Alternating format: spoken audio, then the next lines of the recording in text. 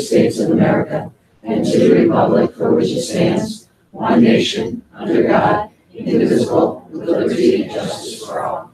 And I'd ask that the board remain standing. For anyone who may not be aware, there was a accident on Route 80 in Stanhope. It was a middle school from Paramus. It was a dump truck and a school bus, and almost it's hard to even talk about. But so far, we've got one teacher and one fifth grader who have passed, and 43 students, I believe it was on the bus, and 6 or 7 adults.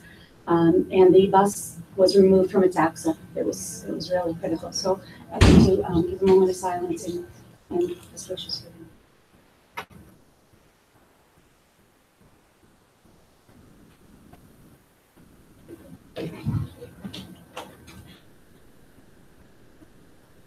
Thank you.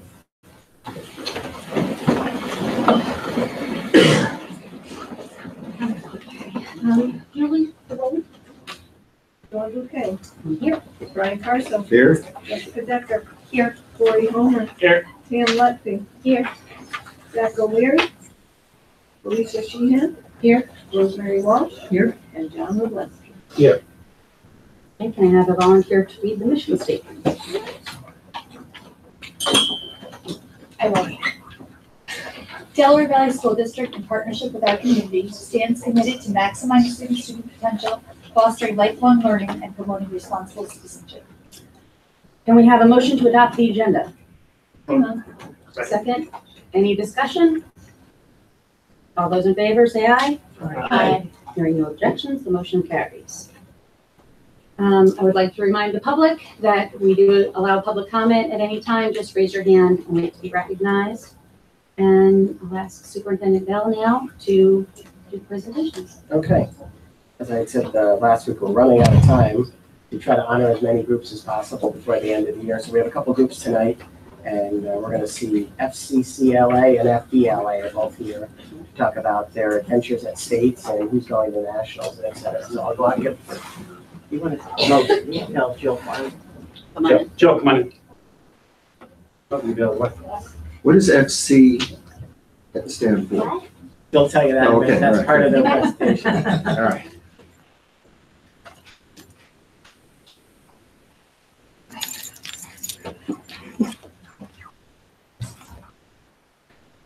This is FCCLA in the high school. We compete in early childhood events and culinary events, and these are all the national winners, or national state winners going to nationals the end of June to Atlanta, Georgia. And can you tell us what the acronym stands for?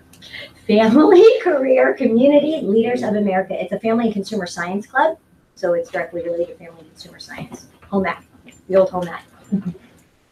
Girls, do you want to say your name, what grade you're in, what you competed in, a little bit about what you did?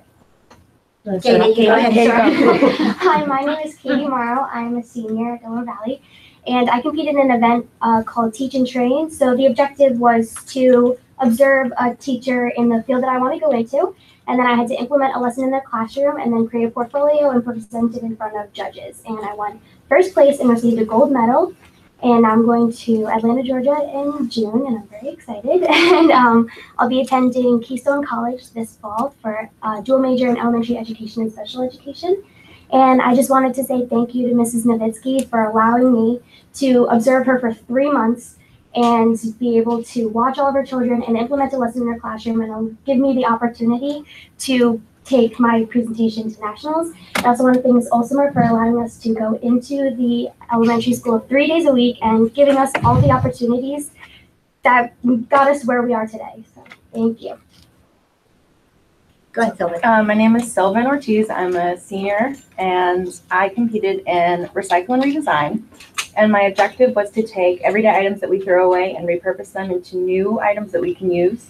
My mother personally throws away socks or clothes or anything that she can't use anymore. So I made a reversible bathrobe that you can turn into a pet bed, and shirts that you can turn into shopping bags, and all the scraps from everything I didn't want to throw away. So I turned them into a rag rug. I am also attending Misericordia University this fall for speech language pathology. Hi, I'm Amberly Duke, and Alyssa and I, we did Focus on Children. And Sarah Duffy. Oh, who and is Sarah Duffy, at that is not softball here. She's game at that softball got game. It got postponed. Rescheduled. Yes. Okay. I almost forgot.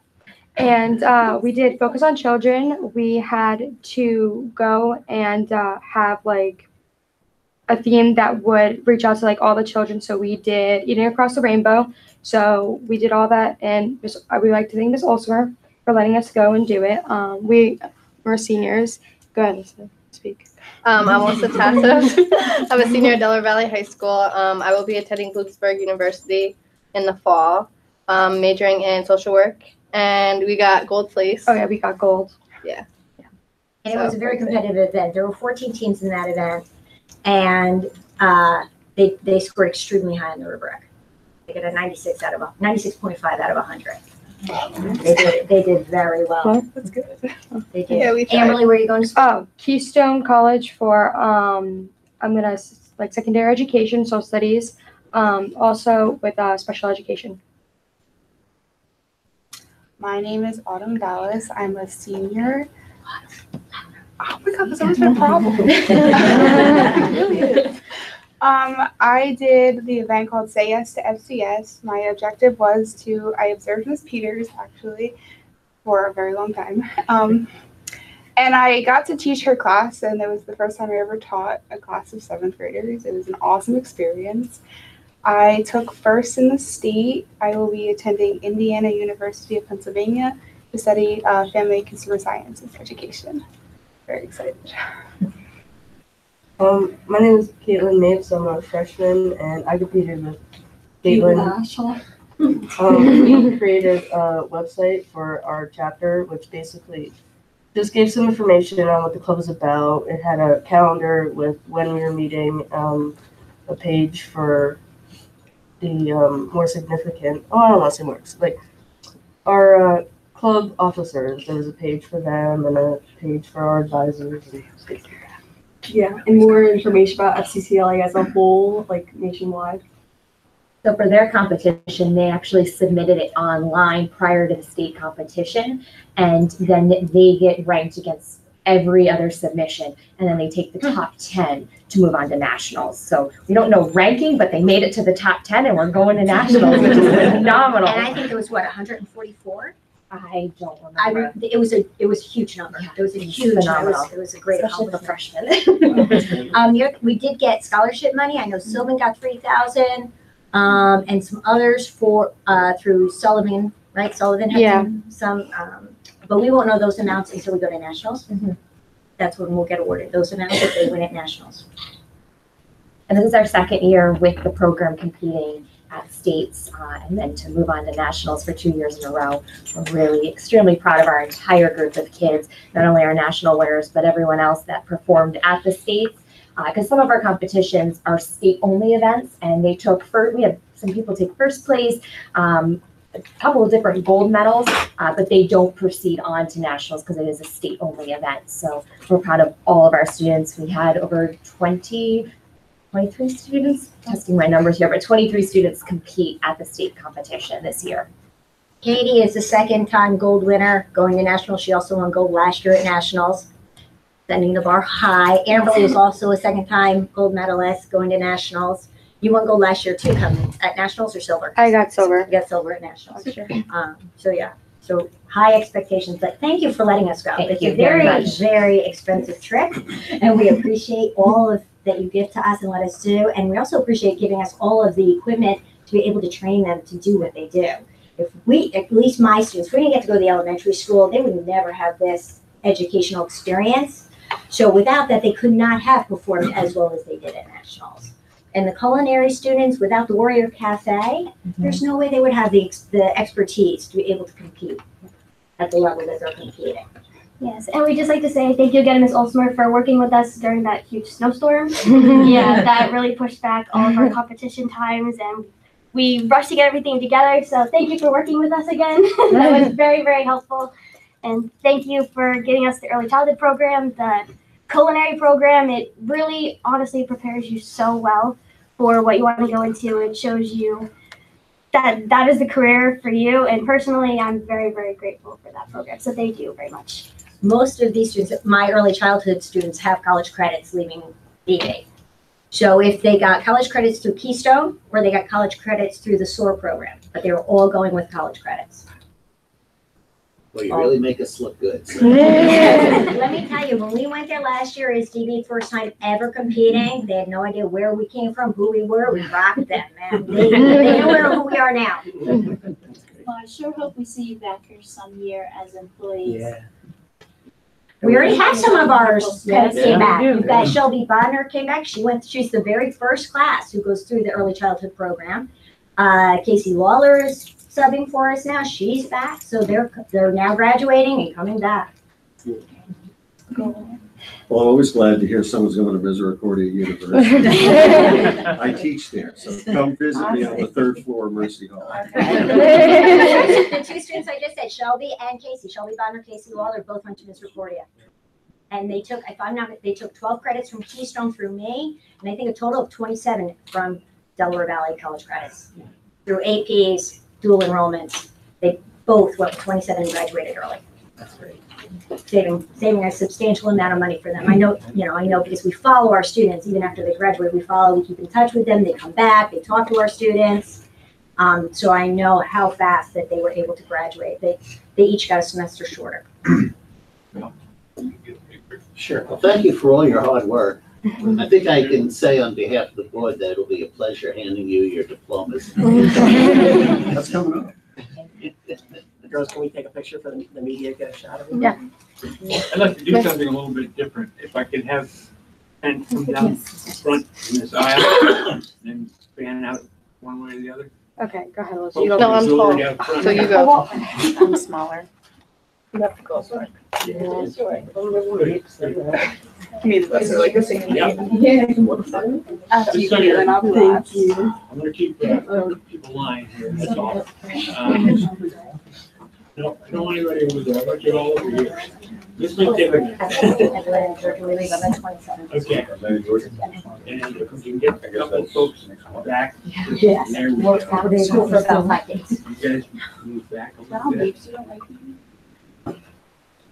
Everybody to be, don't worry. We should have been remiss in thanking Dr. Blum also, since we are in the high school. Thank you, Dr. Blum. We appreciate it very much. You're very supportive of our program. Everyone is.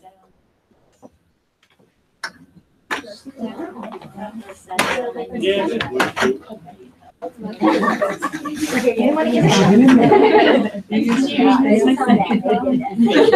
That way you're, or no, they're three in front of it, the four should slide over so that it looks more balanced. There you go. Family, career, community, leaders of America. I'm sorry? Family, career, community, leaders of America. Thank you. When did it go into the Nationals? Nationals are June 27th through July 3rd. Atlanta, Georgia. Thank you. Thank you, ladies, and good luck at Nationals.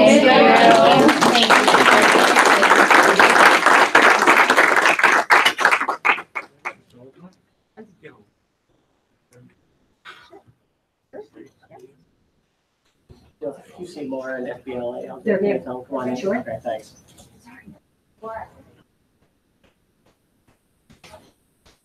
And the next presentation is FBLA, Future Business Leaders of America. That one I know off the acronym. I see why you punted that earlier. That's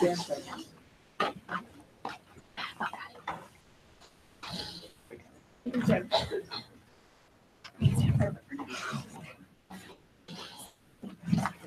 Stand private for now, because they're not presenting it. Oh, sorry. All right. So hi, I'm Brianna Rose. This is Maeve Dowd. I'm sorry. I'm Katie Ruggiero. Nice to see you guys And here. we did the broadcast journalism event. So basically, we had to cover the upcoming track season, last year's FBLA, how they did and how far they went, but recent bicycle thefts. Which we had to pretty much make up a story about bicycle theft was really the only prompt that we got. So we got to use a lot of creativity and take that where we wanted. It was a lot of fun. We got to really combine our sources through media and public speaking. And to do that, almost flawlessly was a little hard considering technical difficulties at some moments. But once we worked everything out after a lot of practice, it ended up working out really well for us. So. And we used a green screen to interview Coach Josephite. You'll see it in the video. And we used Power Director to put this all together, all the transitions and all of our speaking parts combined all together with our interviews and headers. And that is what we're going to show you today. And we presented it at the state competition. This is what we used to get to states. This is what they evaluated. And then at the state competition, we presented this slide. So here you guys go. This is our presentation.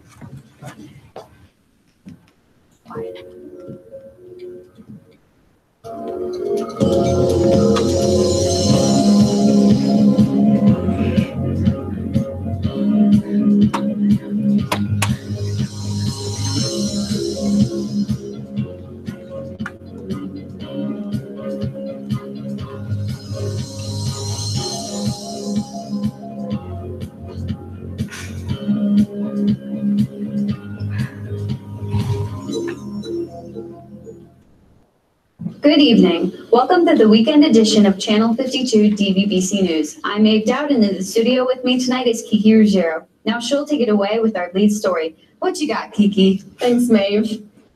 On July 3rd, the Delaware Valley FBLA Community Service Team won third place at the National Leadership Conference in Anaheim, California. The team consisted of Emily Jacobus, Vanessa Paola, and Anthony Ghosh, who worked together to obtain a victory against other national competitors. All three members devoted countless hours to working on their project. Jacobus stated in an interview that it was a lot of hard work and dedication, and that the project involved total commitment by all members. I recently spoke with DVFBLA advisor Mrs. Maura Angle about the community service team's performance. Here's what she had to say. Yes, our community service team did an excellent job. They put a lot of effort in throughout the whole year. They started with the toiletry items, and then they went to the craft items, and they put a lot of time into going to CDDs and daycare, where they had an opportunity to show their experiences by playing with the children, with all of the toys that they collected from all of the funds that we had raised. They did an excellent job at nationals, and everybody there was so impressed with everything that they have done. We're just very proud and hope that they continue to do that service throughout the upcoming years.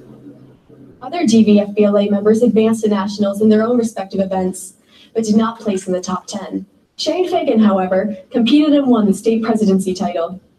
As of now, the members are preparing for next year's competition in hopes of advancing to nationals once again in Baltimore, Maryland on June 28th. Now here's reporter Brianna Rose out on the track with head coach Audrey Josephite for the latest in local sports. How did your girls and boys track and field team do this past spring? It was really exciting to watch the team progress. They've done fantastic. We had 2 state qualifiers for our boys team, CJ Anderson and Shane Acavina, one in high jump and one in hurdles. Our girls team, our 4x8 girls team, they did fantastic. They set a whole new school record this year, and they come back next year, so we're hoping to break that record this year. And how did it feel sending those 2 state qualifiers to the state championships? Oh, the atmosphere at the district meet was really exciting. It was very vibrant. We were so excited, and lots of cheers and hoorays and hugs just to have them in events that we haven't fielded at the state meet in a while. And how did it feel when your 4 girls team beat that record? Exhilarating is the word I would use to describe it. The girls had been aiming for this all season long. They really stepped up. They're underclassmen. They have a lot of potential, so it just leads the way for our future. Thank you, Coach Josephite, for updating me on this past track season. Thanks, Bree. Stay warm out there. The local school district of Delaware Valley has recently purchased the school coach bus. The bus is used by all organizations for long-distance road trips and competitions. The design that covers the entire exterior was designed by 2017 senior Rebecca Odendahl. The entire student body and staff is looking forward to utilizing this new commodity.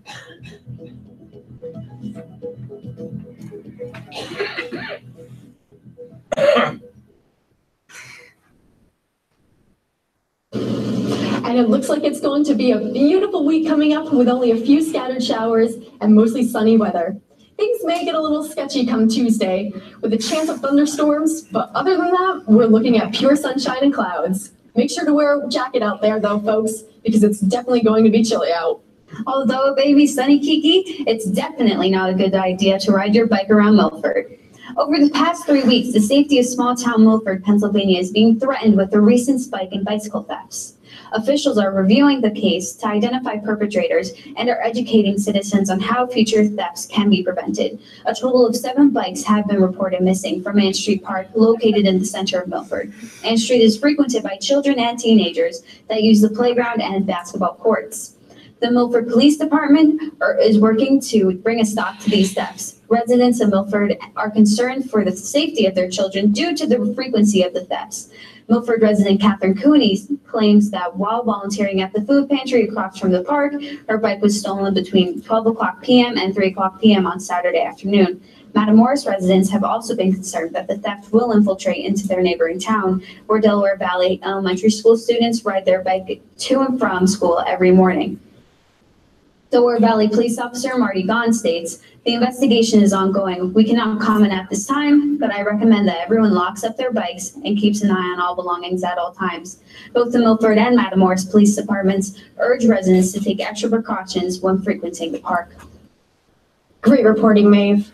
Thanks for joining us on DVBC's Weekend Edition, from the Valley to the Mountains, bringing news you can use. Tonight's broadcast was brought to you by Delaware Valley FuzzFu. I'm Kiki Rogero. I'm Maeve Dowd. We'll see you next time.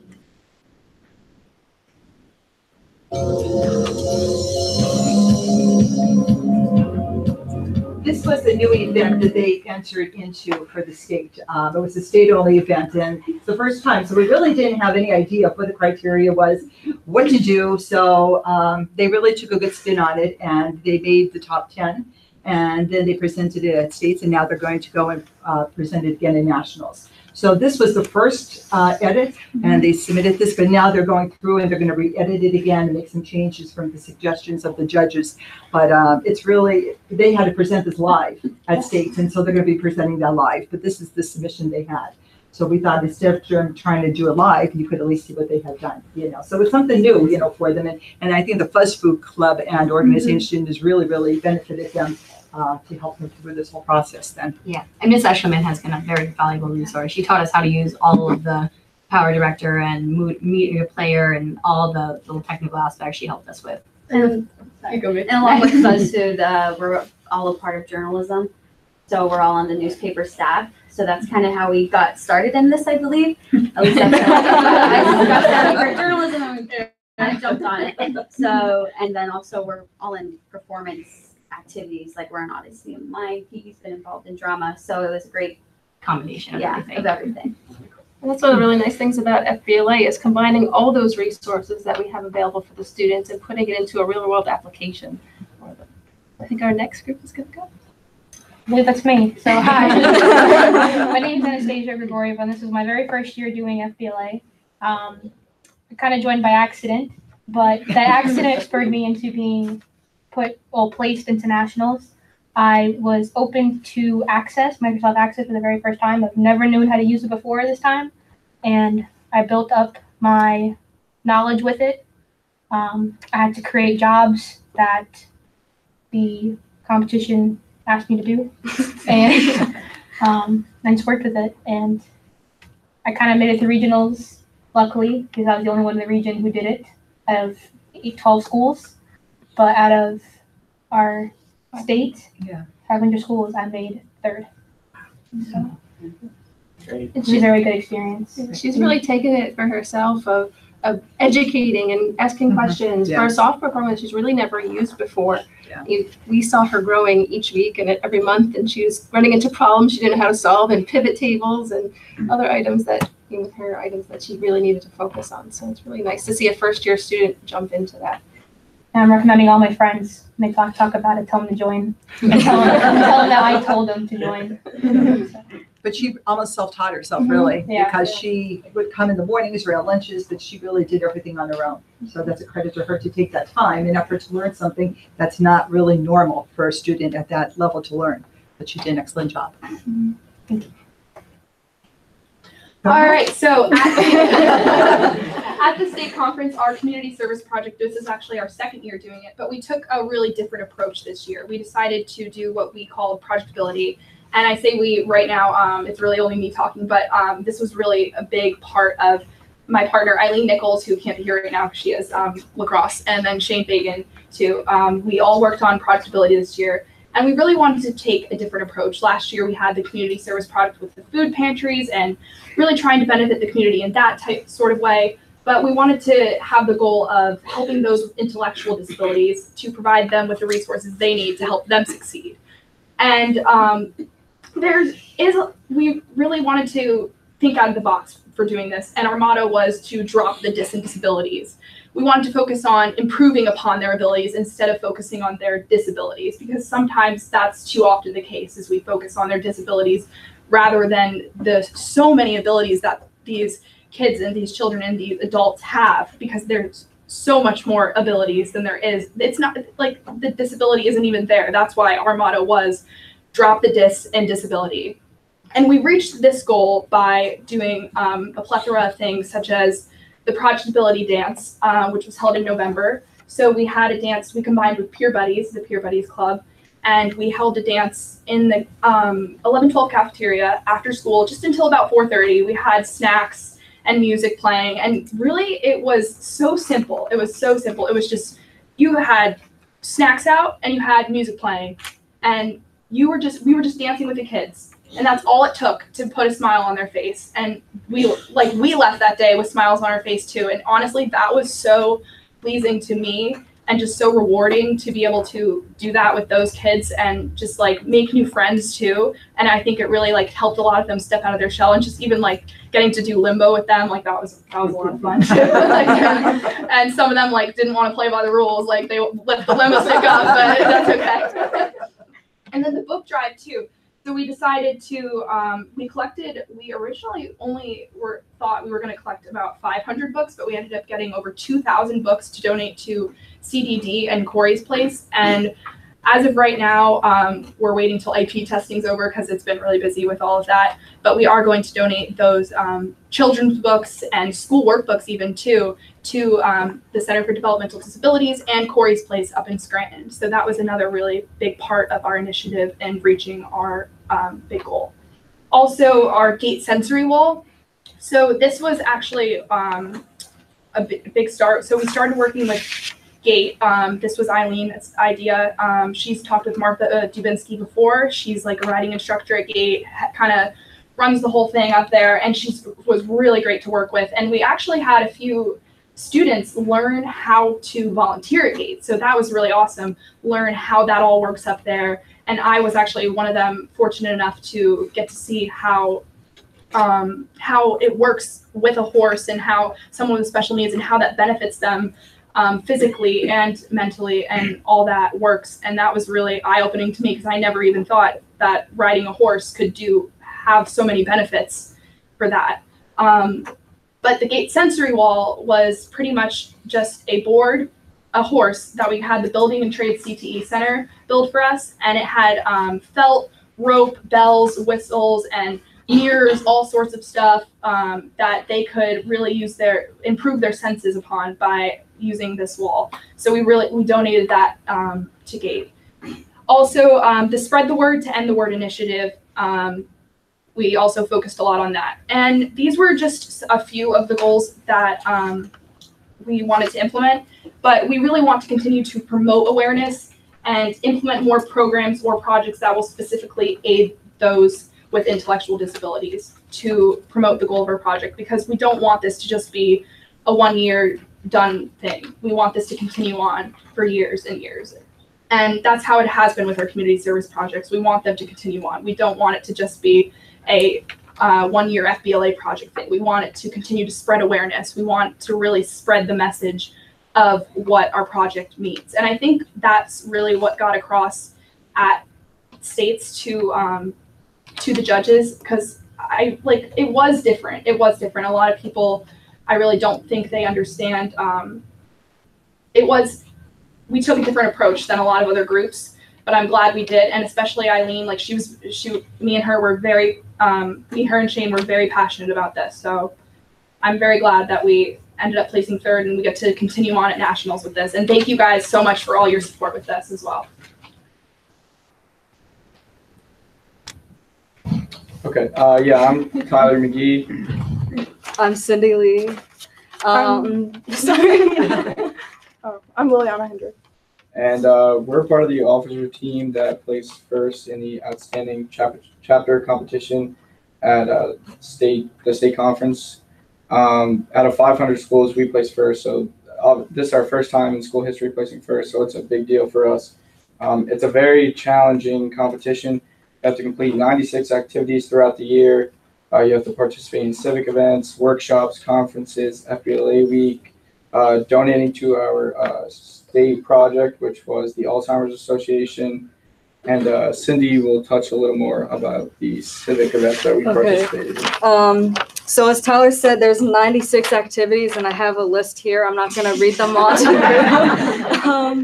But it's just events. Like one of the main things was fundraising for the state project, which this year was the Alzheimer's Association. So we sold flowers, and you've probably seen it. We just put it up. There's a garden outside the high school building with the flowers for Alzheimer's awareness. It's on the Twitter. There's other stuff like recruiting members and maintaining membership, going to workshops, going on business trips. We have people that do Business Achievement Award activities. And then other stuff like the school blood drive also counts. So we do all these activities and we earn points for them. We also have a few members of the National Business Honor Society, which is a big deal. You have to have, I believe it's a B+ or higher in 2 business classes. I believe we had 4 or 5 members that were able to join this prestigious society. We also had a lot of community service too. Sorry, I know I'm yelling behind you. We had, as a chapter, I think over 5,000 hours, like total between just over 100 members, which was 2,000 more than the second place in the state. So that really bolstered our number. And that was the second year in a row we did that. So that was big with different participation. And many individual members themselves had over 200 hours alone or 500 hours alone, and they earned awards for that as well. What's nice about the CSI Community Service Awards is the students can take the initiative on their own, but also as a chapter, we can go and do different variety of events. They earn those individual points for themselves for pins and certificates, but then those also count towards the chapter points and the chapter as a group. So it's really exciting to watch them all try and work together to see who had the most hours. It's always like a challenge with each other. So it was a mini competition, but it ended up benefiting everybody as a whole and the community. And we probably still have more than 5,000 hours, but they don't log their hours because that's their responsibility to log them. But a lot of the things that they do, and for outstanding chapters, we were talking before we came in, we already have about a quarter of a way ready for next year already, because the cutoff date is February 20th. And so anything that occurs from February 20th, and a lot has occurred at Delaware Valley from then, participating in different events and everything, we already have our folders ready for next year to hopefully maintain first place again. So we go nonstop. It's like we're not 2-3 months, we're 12 months a year. You know, we're always going and doing something all the time. Oh, sorry, go ahead. So in December, our chapter attended the region competition where Emily Jacobus was elected as the region treasurer. And then in April, we attended the state competition where we received first place for outstanding chapter, first place for most community service, and then second place for most fundraising, and third place for community service project. Is there anybody else that's missing tonight? Just give them some attention. No, I think that's it. We had like 10 or 11 people place in the top 10, but not national qualifiers. Yeah. But that's still pretty significant. That's very significant. Especially in PA. PA is the third toughest state competition-wise. There's almost 14,000 kids, which is the third largest state in the country too. So just California. Yeah, we always say if you can get out of PA, you can go anywhere. Right. Yeah, we are one of the toughest states, you know, and there's a variety of different events, and you probably have heard us over the years between individual events, speaking events, group events, team events, you know, from technology to public speaking to job interview. I mean, there's just a wide variety. So they get to pick and choose what their expertise are in, and then we aid them and guide them and coach them, and they take the initiative. They're there in the mornings, they're there at lunchtime, they're there after school. They they come whenever they have some free time. If Even they're- when she doesn't want us there. That's okay, it's an open door policy, right? But no, they do take the initiative and they're always there. So I mean, it's really credit to all of them for the places that they have earned, because they do a lot that people don't see what they do behind the scenes, between everything. I think it's really a moment to congratulate our officers for all the work they do behind those scenes. Yeah. Because they're the ones who are setting that program of work at the beginning of the year. We have a list, a sheet of all the activities that they want to get done in the time frame of when they want them to get done in. And they're then communicating that to all the members in FBLA and across the school and coordinating all those groups. So it takes a lot of leadership, a lot of development to really get into all of that. And I've got to thank definitely Dr. Blanc for every time we send students down to his room and they come up with an idea. And sometimes I go, most times they say, no, you go see Dr. Blanc. And he's always very cooperative, and all the administration and the school board. I mean, because we would not be here and be so successful if we didn't have all of your support. You know, there's so many schools, and we say this all the time, that students are lacking because they don't have the support and they don't get these opportunities. And we're very fortunate. I think they know they're very fortunate that you do support all of them.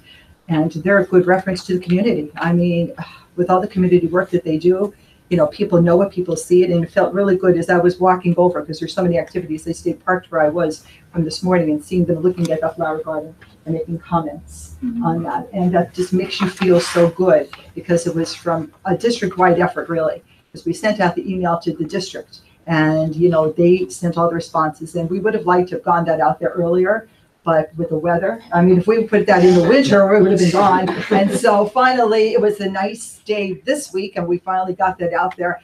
And that's really a representation of the whole district. And I think that's really nice. Are there any questions from you guys? I was just wondering, where do you find time to study? It can be hard sometimes, but we make it work. Man. You're fine. Yeah, You're yes, fine. you make your time. All right, can we pose for a picture? Tallest people in the back row. Okay, I have some, you know. As long as you're quick, you Let can the do it board anywhere you go want. on, I think it might be better with this many people to take them out in front. Sure. You want to So do if everybody will file up. Thank you. Thank you very much.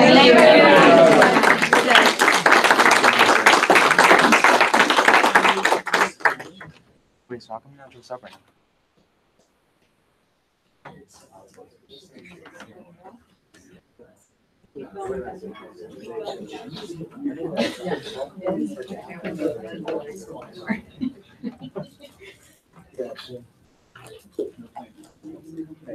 Nice. Billy's happy. They go to Baltimore for nationals, not Anaheim. Like they want to- I have a motion to approve the minutes from the regular board meeting held on April 19th, 2018. Motion. Second. Any discussion? I'd like to abstain since I wasn't here. All those in favor say aye. Aye. Any opposed? Hearing no objection, the motion carries. Reports, student representative reports. Will Shane?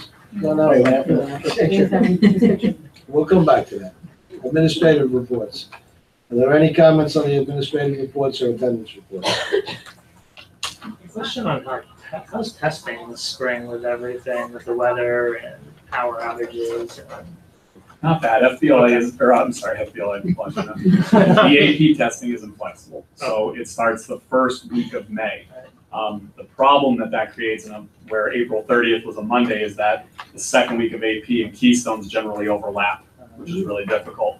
But because of all the weather issues we had this winter, we were able to delay our Keystones a week, which created that separation. So essentially, from May 5th until May 30th, we are testing everything. So we're doing okay though. We're doing all right. And the state allows not only to push Keystones back a week, but it allows to push PSSAs back a week too, because of the storm. They gave basically a waiver to all the schools in Northeast PA that went through the winter storm. So that was really nice. I didn't know that we would get that. I thought we were, you know, like buying a lotto ticket, but we asked and they said, okay. So that was really nice of them. Mr. Mitchell, you mentioned the Strengthen Families Foster Program that you had. How many families were involved in that? We started off with about 10 families, ended with about 6 or 7 that came consistently. And it was very successful. I was so impressed and happy the way that it went. And it's funny because after school today, I was doing some work. I had a grandmother come in who's raising her grandson. And I walked her down to her grandson's locker. He's out sick. She told me she still meets after we finished our 7-week program. She still meets with the family every Tuesday to keep it going, to talk, to have the kids come together. And I said, wow, how impressive is that? And so I'm hoping it just grows from here. We're going to try to utilize some of the parents that did have the positive experience to help that grow in the future as well. Were certain families invited, or was it just? This year, we focused on our 6th grade families with keeping in mind us as school personnel, some families that we'd really like to target. Some took advantage of it, and others that we just got the word out there took advantage of it as well. So it's kind of a combination. But I was so very happy with our initial. And again, Dr. Purcell, I want to thank him for initiating it with Vivian Bruno in both schools. And of course, our staff, we couldn't do it without our teachers that got trained and implemented. I think that's some of the biggest problems sometimes is getting the families involved in what's going on and educating them. So that's great. Absolutely. That's great. Thank you. Okay, we'll go back. Student representative reports, senior class president, Mr. Shane Fagan. Sorry about that. It's all right. You're excused. No worries. 2 weeks ago, we had our first talent show at high school. That was the student council's kind of thing, but there was about 200 people that came and supported, and over $550 raised for admission and whatnot. The acts that won were all singing acts, but it was pretty popular, and staff were there too. So that was a big accomplishment. That was like the main large project of the spring. Also, we had prom last week, which was sweet. There were about 450 people at the prom itself, because there was a lot of underclassmen dates, and then I think over 250 at the water park, which went till 5 a.m. So you had the prom from 6 to 10, and then you had 11 to 2 a.m. in the water park, and then 2 to 5 in the arcade. And there was food at like 1 a.m. Yeah, it was wild, and it took a little bit to get everybody, your sleep schedule back on track. But it was a great time, and just everybody loved the venue, and everything was just awesome. Like, it was all professional. The staff were great. The food was awesome. So it was just definitely an awesome atmosphere to have prom at this year. And the last thing were that tomorrow is the conclusion of AP testing, and Keystone start next week too. So once these kind of finals are up and done with, then it's graduation soon. So that's what's going on in the high school. Very much. Yeah. And Shane was the prom kid. I knew that. It's that. Yeah. You can leave if you want. You got or some can tests to stay. study for? Oh, no, I'm done that one. That's why, yeah. I thought he stepped out to get his hat. I didn't realize he went for the picture. I thought he was going for the prom crown. Is that your trunk? On the mantelpiece? You can leave whenever you want. Stay, you can leave. Do as you please, you're the class president. All right. Financial reports. Are there any comments on the financial reports? Okay, no comments. We'll go to the superintendent's report, Dr. Bell. Thanks. I just wanted to point out in the latest newspaper that you got, it's just chock full of stuff. It's unreal. The lead story is about the Rachel's Challenge Club event. It says Rachel's Challenge event aims to create unity at DV. That was a very successful day. That was on the 19th anniversary of Columbine. There's an article about Relearn for Life. There's an article on FBLA. Again, 68 members went to state. That's the most we've ever had go to state competition. We've never been the #1 chapter ever, and Shane was the state president. So we kind of had the trifecta there. Of course, last week we saw there's an article about the 7 OM teams going to Iowa State for Worlds. Scholastic Bowl is going to, there's an article about Scholastic Bowl, they're going to the Nationals in Washington, D.C. It's just incredible when you look through it this time of year. You see these culminating activities and the things the kids have worked on with their advisors all year long. And it's unbelievable. When I share this paper with people, they just cannot believe all the things that go on in our high school. So it's a credit to Brian and the high school staff and the kids, because you can't help but be proud of this. When you read it, you can't help but be so proud of what our kids are doing. It's amazing. Just amazing stuff. So That's all I had for you tonight. I figured that was better than anything I could do about it. So, thank you. Okay, thanks, Dr. Bell. Sure. Treasurer's report. May I have a motion to accept the treasurer's report? Motion. Second. Any discussion? All those in favor say aye. Aye. Any opposed? Hearing no objections, the motion carries. Bills for payment. May I have a motion to accept the bills for payment, which include the general fund, cafeteria fund, capital reserve fund, and the 2017 construction fund? Second. Any discussion? Is there any way, Bill, I don't have it in front of me. Do we have a total on what's in the 2000 construction fund as of now? 2017 Construction fund, yeah.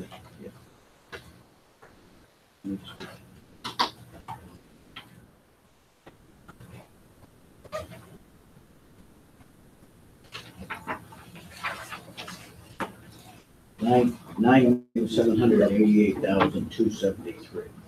All right, I lost you at 9 million. $9,788,273.32. Okay. Thank you. Yep. Any other discussion? All those in favor say aye. Aye. Any opposed? Hearing no objection, the motion carries. Personnel items. Number 8, may I have a motion to approve the personnel items including resignations, appointments, child rearing leaves, extension of bereavement, and change of effective date with the retirement resignation accepted with regret. Second. Any discussion? I just want to make on 8B appointments, letter A, that was going to be a to be determined position, and we're not ready for that, so there's no name there, so there won't be any action on that one, but there's no name, so we don't have to worry about it. So appointments would just be B through D.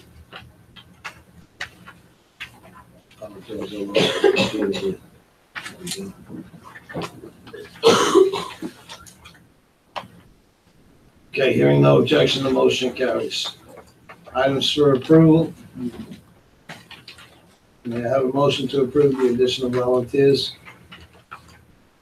See attachment. Motion. Second. Any discussion?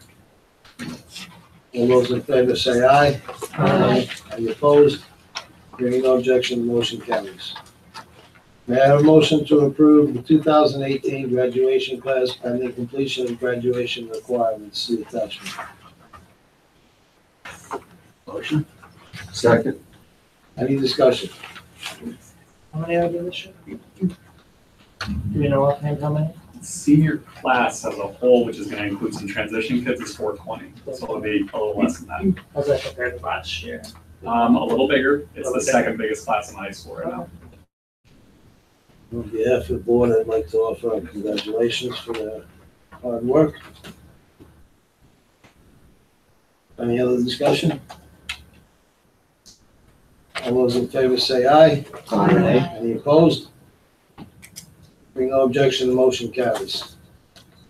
May I have a motion to approve board policies 815, acceptable use of communications and information systems. Policy number 815.1, social media.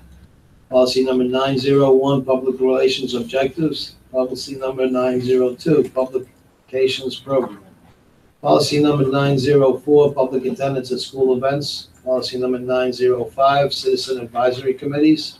Policy number 910, community engagement. Policy number 911, news media relations. Policy number 918, Title I, parent and family engagement. Motion. Second. Any discussion? All those in favor say aye. Aye. Any opposed? Hearing no objection, the motion carries. May I have a motion to approve the new textbooks for the 2018-2019 school year? See attachment. So moved. Any discussion? All Had those, the opportunity to look through those textbooks last week. They look like high quality textbooks. I think a lot of time went into going through what was available out there and choosing the best for our students. So I want to thank those staff members who put in the time and effort. Thank you. Any further discussion? All those in favor say aye. Aye. Any opposed? Hearing no objection, the motion carries. May I have a motion for the recommendation of bid awards for the following: general supplies, $65,077.91. Industrial art supplies, $3,015.73. Custodial equipment and supplies, $17,248.96. Electrical supplies, $10,063.74. Art supplies, $45,004.33. Furniture, $263.95. What do you buy, a couch? A chair. A chair, you're right, you can't get a couch for $263. Career technical ed equipment and supplies, $8,966.01. Physical education supplies, $2,065.34. Athletic and medical supplies, $40,722.84. Nurses supplies, $14,119.89. Instruments, equipment, and supplies, $5,428.96. Family/consumer science equipment supplies, $3,847.29. Science supplies, $3,926.14. Motion. Second. Any discussion? Any surprises here? It's pretty much standard. How come there's all the odd cents stuff? Odd cents? The cents, like 73 cents and 1 cent. Why? There's multiple items, so it's not a one vendor doesn't win everything. There's Oh, multiple okay. vendors that for different low bid or lowest bid with the best quality bid. Okay. So there's multiple items. All right, I gotta ask, what did we send out a bid and we got $263.85 back for furniture? I want to make sure we kept the bid spot there. No, I miss. I gotta We try ask, and I'm keep sorry. 250 as a threshold, so there's one piece of something that we purchased that they identified that they could write a spec for that. A footstool.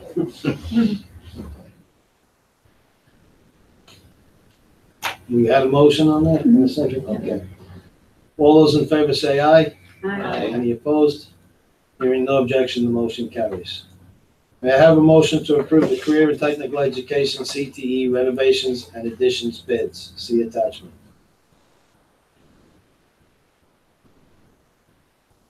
Motion.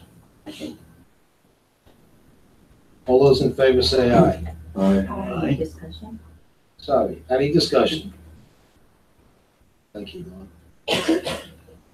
All those in favor say aye. Aye. Any opposed? Hearing no objection, the motion carries.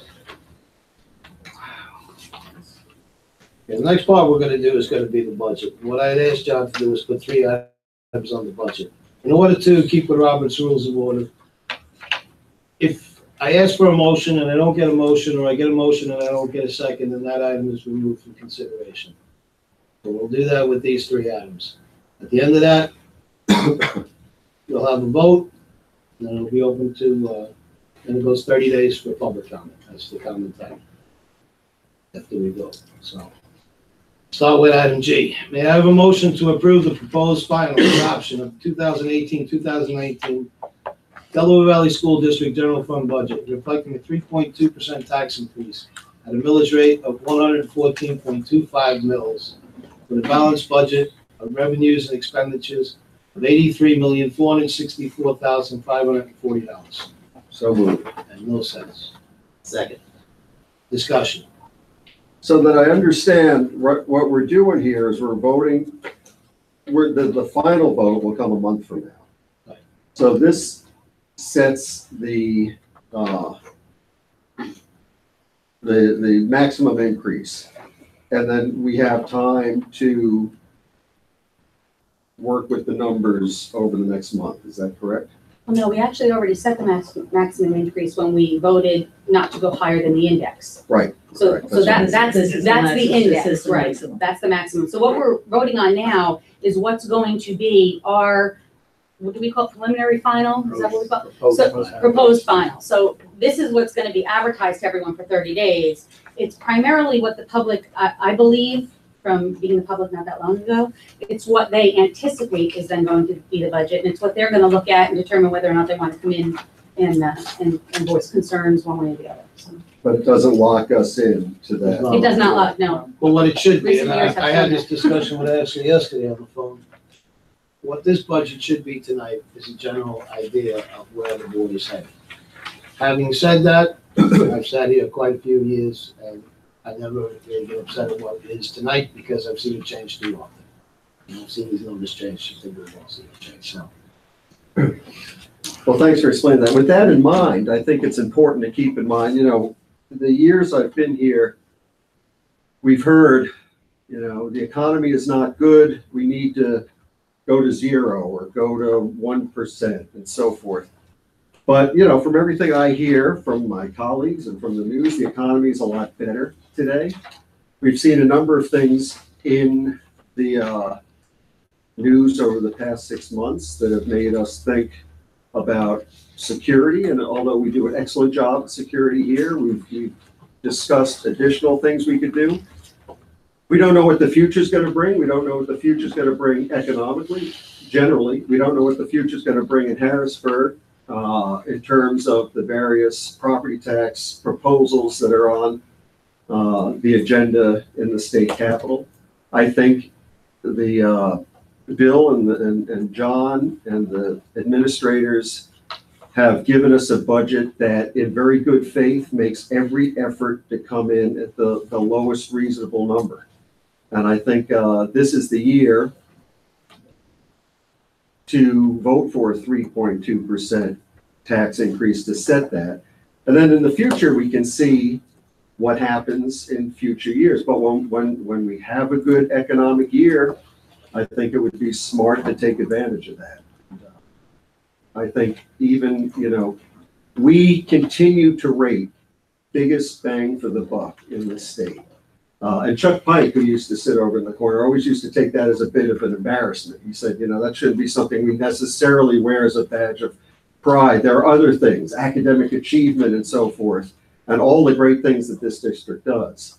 But it is notable that for what this school district is able to do, we come in at a very reasonable rate. And we should say that, continue to do that. But there are, I teach out in where I teach is Dallas, Pennsylvania, a school district that we are compared to sometimes. And I've seen them in the last year and a half have some big contract problems, budget problems, and it is going to take a generation for them to recover from some bad planning out there. And I don't want to see us do bad planning for some ideological opposition to going above 1% or always wanting to get 0%. I think we have to be as smart in budgeting for this district as we all would want to be for our own homes and families. So I think this is a good year to bring in some revenue because we don't have room to cut a lot. And the future does not suggest that we're going to have a lot of ways to recover if we don't do it right this time. Any other discussion? Yeah, just reason I seconded the motion for this increase is because the tax reform movement has got a great deal of momentum behind it. If that legislation passes, school districts may be frozen at their current level of income. This may be our last opportunity to increase taxes to a level that will support this school district moving forward for many years. I would hate to be stuck in a situation where we have to tell our teachers that we can't afford to give them a raise, or have to start cutting programs in order to do that. That's my reason. Any other discussion? I think the other concern that Dr. Bell had raised regarding the fact that we are on a border state with the whole tax situation in Harrisburg, we could be severely impacted by families deciding to move from New Jersey or New York and coming here and seeing the kind of growth that we saw in 2001, 2002, 2003, and being locked into a budget that will not support any kind of student enrollment increase. And I think we have to keep that in mind too. We're not in the middle of the state where we're not going to have to worry about people moving in and out. We definitely are a community that does move in and out. We saw it when they all moved in, and we saw it when they all moved out. And I think people in New Jersey and New York could very easily say, well, they're not paying property tax. I think I'm going to move there. And the other thing that kind of concerns me is the people that do have second homes here, could they just turn around and say, well, that's going to be my primary residence now? I don't know how legally they can do that, but that is a possibility. They could turn around and say, it was my second home, now I'm going to call it my primary residence, so I don't have to pay tax there. So I think we have to think about all those things that we don't know what the future holds. And so we have to kind of bear that kind of stuff in mind. I will say, I thought long and hard about that, because that, everybody who knows me knows that I'm very concerned about that going through. And as we know right now, it's not HB 76, it's going to be some morphous of that. And I think there's still a whole lot of debate that's going to happen before anything gets passed. But as hard as it is, because that's not a given. If it were a given, you know, it's been out there for some 10 years, bouncing around. It is getting momentum. Is it going to get enough momentum? I don't know. You know, certainly we all collectively can make our voices heard, and hopefully others will as well across the state to stop it, or at least to give us the protections for things like enrollment and whatnot, so we can lobby for that. So from that point of view, I wouldn't approve raising the budget based on fear of what's going to happen. I think one thing that concerns me is that Rosemary Brown, who is from our area, is supporting. Well, You know, she's supporting it because of the majority of her Well, constituents in the area there. but she's looking at it, and she's not looking at it from I mean, East Stroudsburg and Stroudsburg are just as close to the New Jersey border as we are. And I would think that they would have some concerns about what would happen to their enrollment as well, and yet she doesn't seem to be looking at it from that perspective. So. Yet, I believe, if I'm not mistaken, Senator Lisa Baker was in favor of it until she had a meeting with multiple superintendents, and that they changed, I think John was one of them. Well, that was 76, not the Yeah, new right, bill. right. The new But- bill is after the constitutional amendment that they had last November. Right. And there's still a lot of open holes in it, but, so they were able to change her mind, is what I'm trying to say. So, you know, we can pursue that. It's still not a good, scary, but it's not. Yeah, but if they decided between now and January, we don't know what they're gonna lock us into as far as the rate. They're gonna say, okay, the 18-19 budget is the one we're gonna lock you into. And then we won't have any choices next year. I don't know. I don't wanna run around like a scared rabbit either, but on the other hand, I think saying that we're gonna go with a 0 is totally unrealistic as well. So anyway. Okay, well, 3.2 is what we're doing right now. Is there any other discussion on the 3.2 proposal? From the public? No, the public comment will come at the end of the vote. I'd just like to add that while the national economy may be getting better, I think the local economy and the small businesses in the area, the winter that we had that really threw a wrench in a lot of plans for the school district also really impacted local businesses. And when you have, you know, Prime Time and other local small businesses that were really hit hard by all the days that they had to close because of that bad weather, I think to say that, you know, yes, maybe nationally and, you know, we see the unemployment rates and things like that, that doesn't mean that our local economy is feeling that same way. And I think that they had a really difficult winter, and to come in with another tax increase, I think is a lot of them can't afford it right now.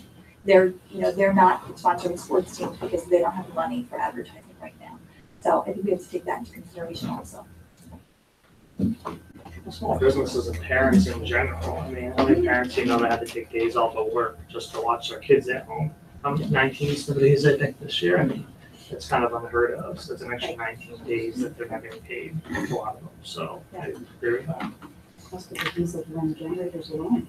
That's right. If they had a generator. This is true. Yeah. Any other discussion for the board?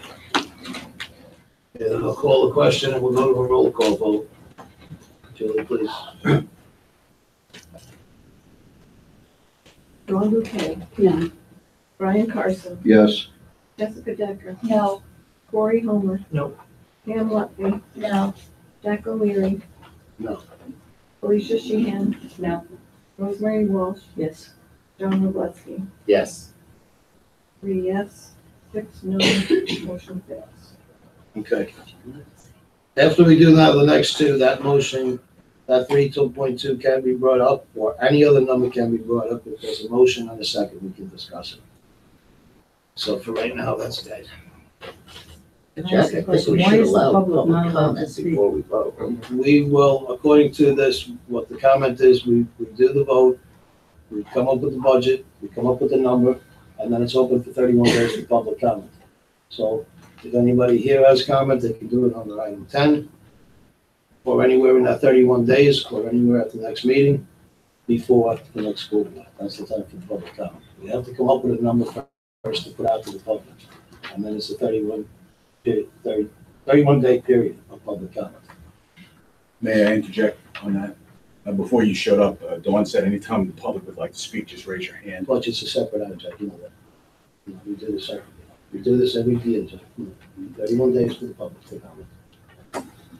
I will say, I think if the public has comment while we're discussing it, I think we should allow them to comment. I'll yield to the president. Jack, you have 31 days. Starting right after this vote.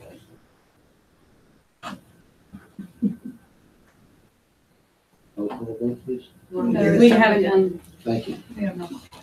May I have a motion to approve the proposed final adoption of 2018-2019 Delaware Valley School District General Fund budget reflecting a 1.6% tax increase, a millage rate of 102.48 mils for the balanced budget of revenues and expenditures of $82,132. Let me read that again. $82,730,132.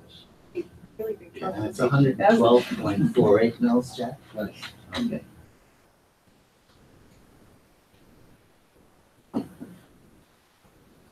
Is there a motion for that? Hearing no motion and no second, the item can be removed from the agenda. I'll make a motion. I'll second.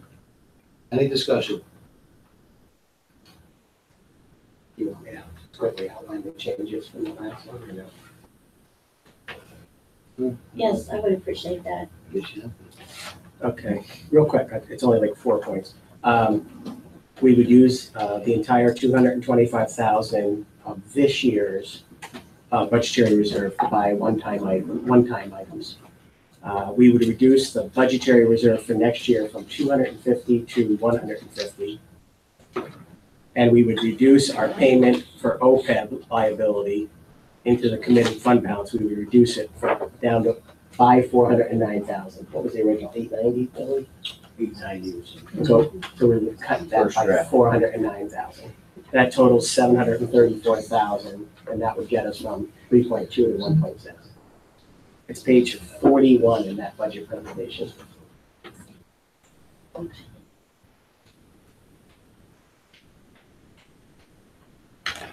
we have any discussion on this proposal? No discussion, I'll call the question, ask for a roll call vote.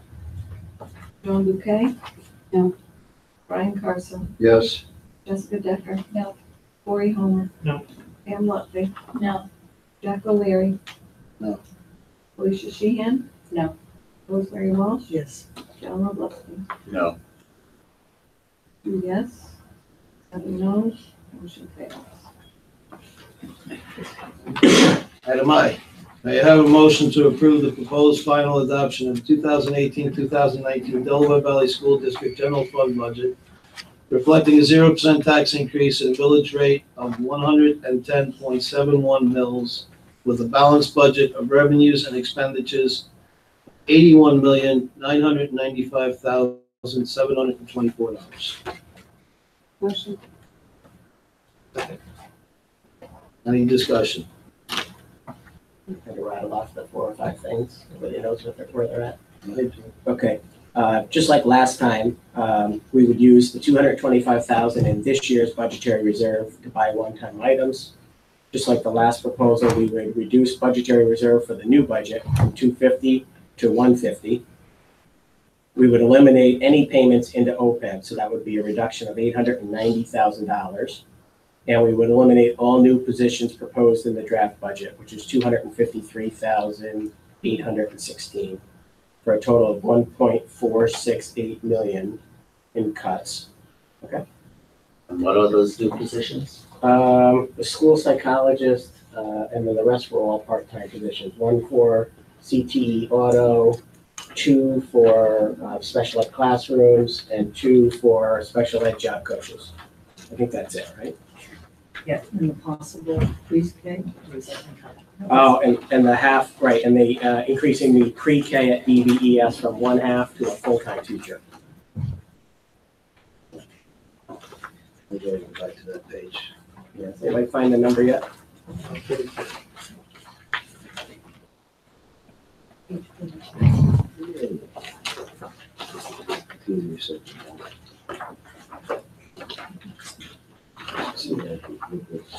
Page 7.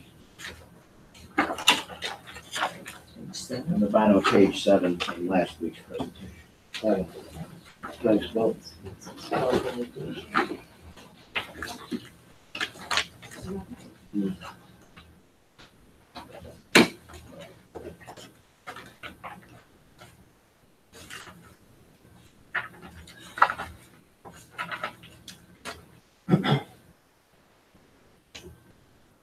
I don't mind, myself personally, I don't mind losing the OPEB, since you said we're finally coming out of the general fund.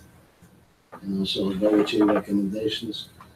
What I don't like losing on this is the psychologist and the pre-K teacher. I'd like to find that money somewhere else. Well, the half pre-K teacher, as far as numbers go, doesn't look like you need that half pre-K teacher. But we discussed last That's week. what we said last time. Right. That's up in the air, but the enrollment's still very low. That's $55,000. Right. The psychologist. The psychologist, because psychologist is 58,000. 55 was the other half of the pre-K, because not only do you have to double the salary, but then you also have to add in the accompanying benefits and the 20,000 for a medical plan. I'd be willing to go forward, but I'd like to see where we could work on this and see where, it's 31 days. I'd like to see if we can come up paying for this with something The else. psychologist would be $90,150. If you eliminate your psychologist, That's salary and benefits and medical plan. The 58 was just estimated salary. Right, so So it's we asked, Lori, I think asked last week what the total was for that. 58,000. no, it wasn't. Salary. That made it salary, but then you're gonna add the benefits and retirement costs and workers' comp. So that was salary only. And last week, What's the total cost? 90. $90,150. What's the total cost for the pre-K teacher? 35 plus 20 because you're adding the benefits, so That is the total. that's where you got the 55, that was correct. Good. What about the part-time instructional assistants, for automotive and job coaches? And the special ed people? DIAs. They were part-time, Yeah. all of them? Yeah. Part-time instructional assistants would be 14,011. Because there is no health insurance. 14 is salary, 11 in benefits for 25. Is that what you No, What's 11? it's 11,710 salary, and then when you add in the net cost of social security retirement, and then Foster workers found 14,011. Oh, okay, I'm sorry. Yeah, 1501, okay. So we have 7 of those. I'm sure everybody's hit the calculator, or what makes it just me. Right. 98, right? 98,000. So we got a $98,000 tab, a 90,000, and a 55. I said we're going to see them cut. Let's try to find somewhere between now and the next 30 days. We'll see. Maybe the future will be clearer where the money is. But that would be my hesitation for when I said to Brian, I could vote for something here tonight, but I could change my mind in 30 days to see where this money comes from.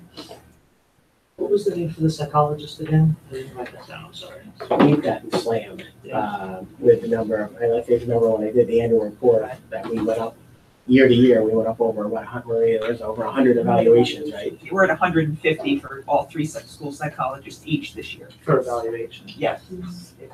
And all they do now is testing, so we don't even get a chance for them to do anything else, no group or anything like that. We can't leverage the IU for testing of these, and we have to work with them? We'd have How to does pay, that work? we would have to pay for it, or it would be more It'd be costly. more. Yeah. We'd be paying per eval. And I also had a question about occupational therapy. So if you can clarify something that was said, I wasn't at the last meeting, but it was explained to me that, I'm not sure who said that the intermediate unit did not budget an occupational therapist. So as a result, we could not increase our services for that. It's how it was explained to me. So here's my question. I'm under the opinion that we need more coverage as far as occupational therapy. So what is the process for obtaining additional coverage? We would go through the intermediate unit, correct? Yes. And if it was determined we needed that, we would just pay for more services, correct? Yeah, we've never been told that we don't have the ability to have service. When we have kids who qualify for additional OT services or new students, at times they've had to add an occupational therapist to come service those students, but we've not been told. Covering summer program is difficult because they just don't have the employees to work, but that's just. That's always been my impression, but I kind of got a different explanations. I just wanted to clarify that if we do need additional coverage. That's never been we would shared just with go me. to I'm the not sure if you heard intermediate that. unit That's not been shared with me. So for the increase in students we have both this year, and then I know we've increased it in the budget for next year, is that to add an extra CODA or occupational therapist, or that's just a reimbursement for the services that they're providing? We have the same number of occupational therapists that are providing those services? We don't hire those people, we simply Right. contract. So Yeah. we have a full-time certified occupational therapist who does all the evaluations. She also does some of the direct service, and then we have some part-time CODAs who come in and do the service as well. They also service other school districts, but they adjust the amount of people we have working here based on what our needs are. Maria, I assume you're in contact with that occupational therapist. Sure. Do you see a need for additional occupational therapy services? My answer is, we are being provided what we need. So if I were to say to them, I believe we have more students who qualify, which I'm not qualified to say, that's their job to say, but if there are students who qualify for additional services, we've not ever been told we don't have anybody to provide that service. So at this point, I don't feel there's a need for additional, simply because we're getting what we need to provide the services for our students. So the person who writes who provides the evaluations and writes the recommendation of the type of thing is doing that for the entire district. So you feel that person has sufficient time to do all of that, despite the fact that our numbers have moved up?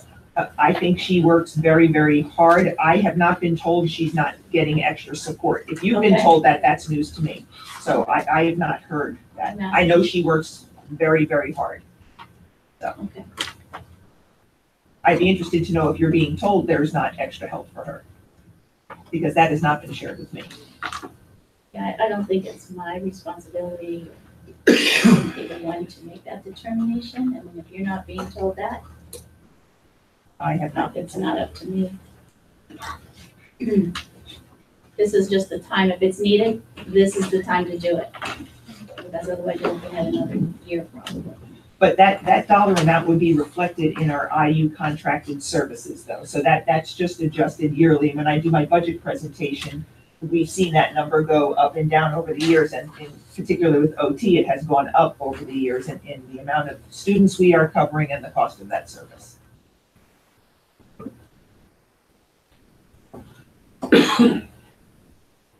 Any further discussion? Are we discussing the 0%? Yes. Okay, I'm sorry. Yeah, I just want to mention that I don't support eliminating any of these positions. So, I mean, if we end up with a 0, I hope that we can look into ways to cover all of these positions. Well, if you vote tonight on this version of the budget, though, that is the version of the budget that's going out to the public for 30 days, that none of these are gonna happen unless we come up with an epiphany or something happens either in Washington or Harrisburg between now and June, 22nd or something like that. So is that something we hope to accomplish tonight, to find a means to cover these positions? No, And still, That's to be done on the workshop. at a workshop, not tonight?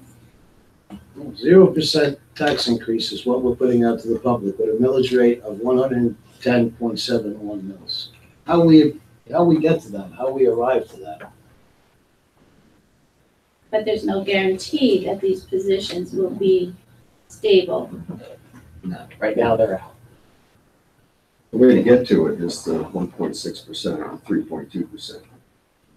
Well, there's also line items that can be cut. I could just say, let's take $10,000 away from photocopiers from every building. That's 70,000 right there. You might have the border for the psychiatrist. I kind of think a psychologist is more important than photocopiers that I get home with my children. And that's my own personal belief. Last year, we ended the budget cycle going from a 2.05, which was published for 30 days, and we ended up with a 2.33, which put another $125,000 back into the budgetary reserve. Through our budget process last year, it was brought up that there were about 10 line items with $20,000 each that could be cut. That's $200,000. I think we need to go back there, and I think we'll have that opportunity at the next workshop.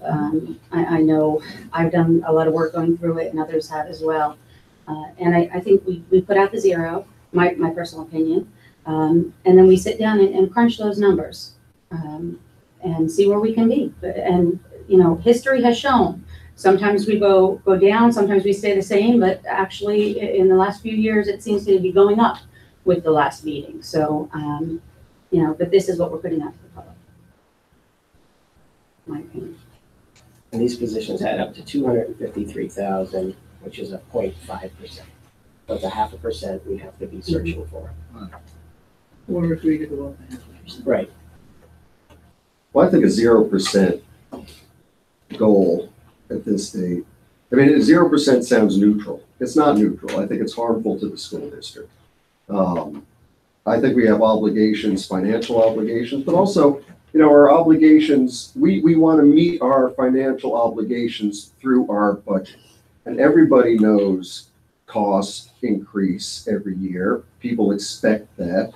It's not unreasonable to have a small, and 1.6% is a very small tax increase to meet our financial obligations. But we also have another obligation, which is to the parents, to the property owners of this district, parents who want to see their kids go to school and have the school psychologist, to have the various programs, to get the photocopy in the kids folder.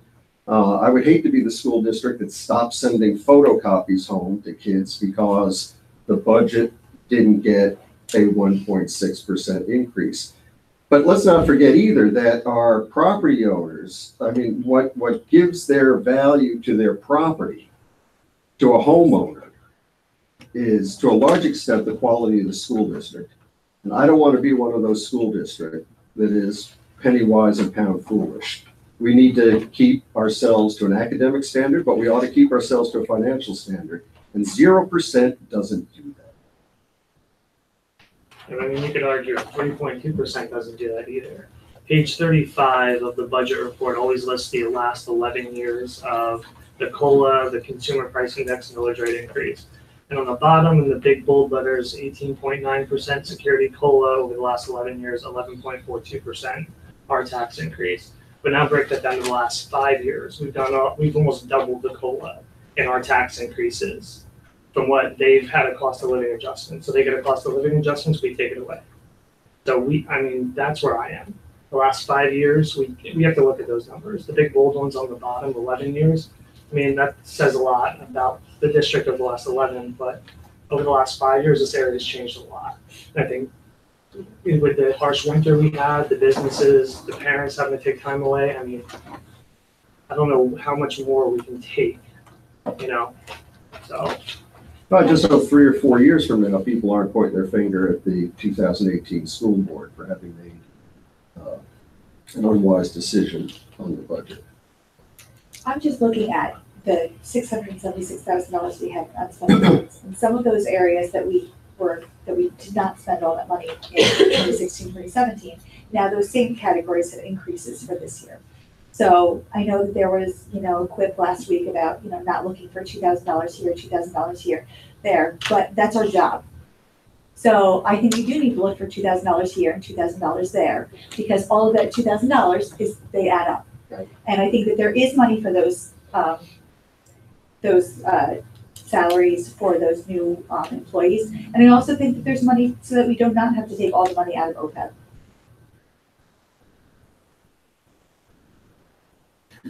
What is our contractual increase for next year? What percentage is our contractual increase for next year? Contractual to For the staff and benefits and that?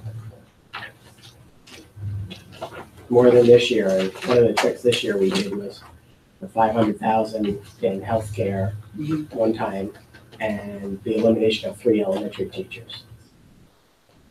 1.2 million for staff before you have termination.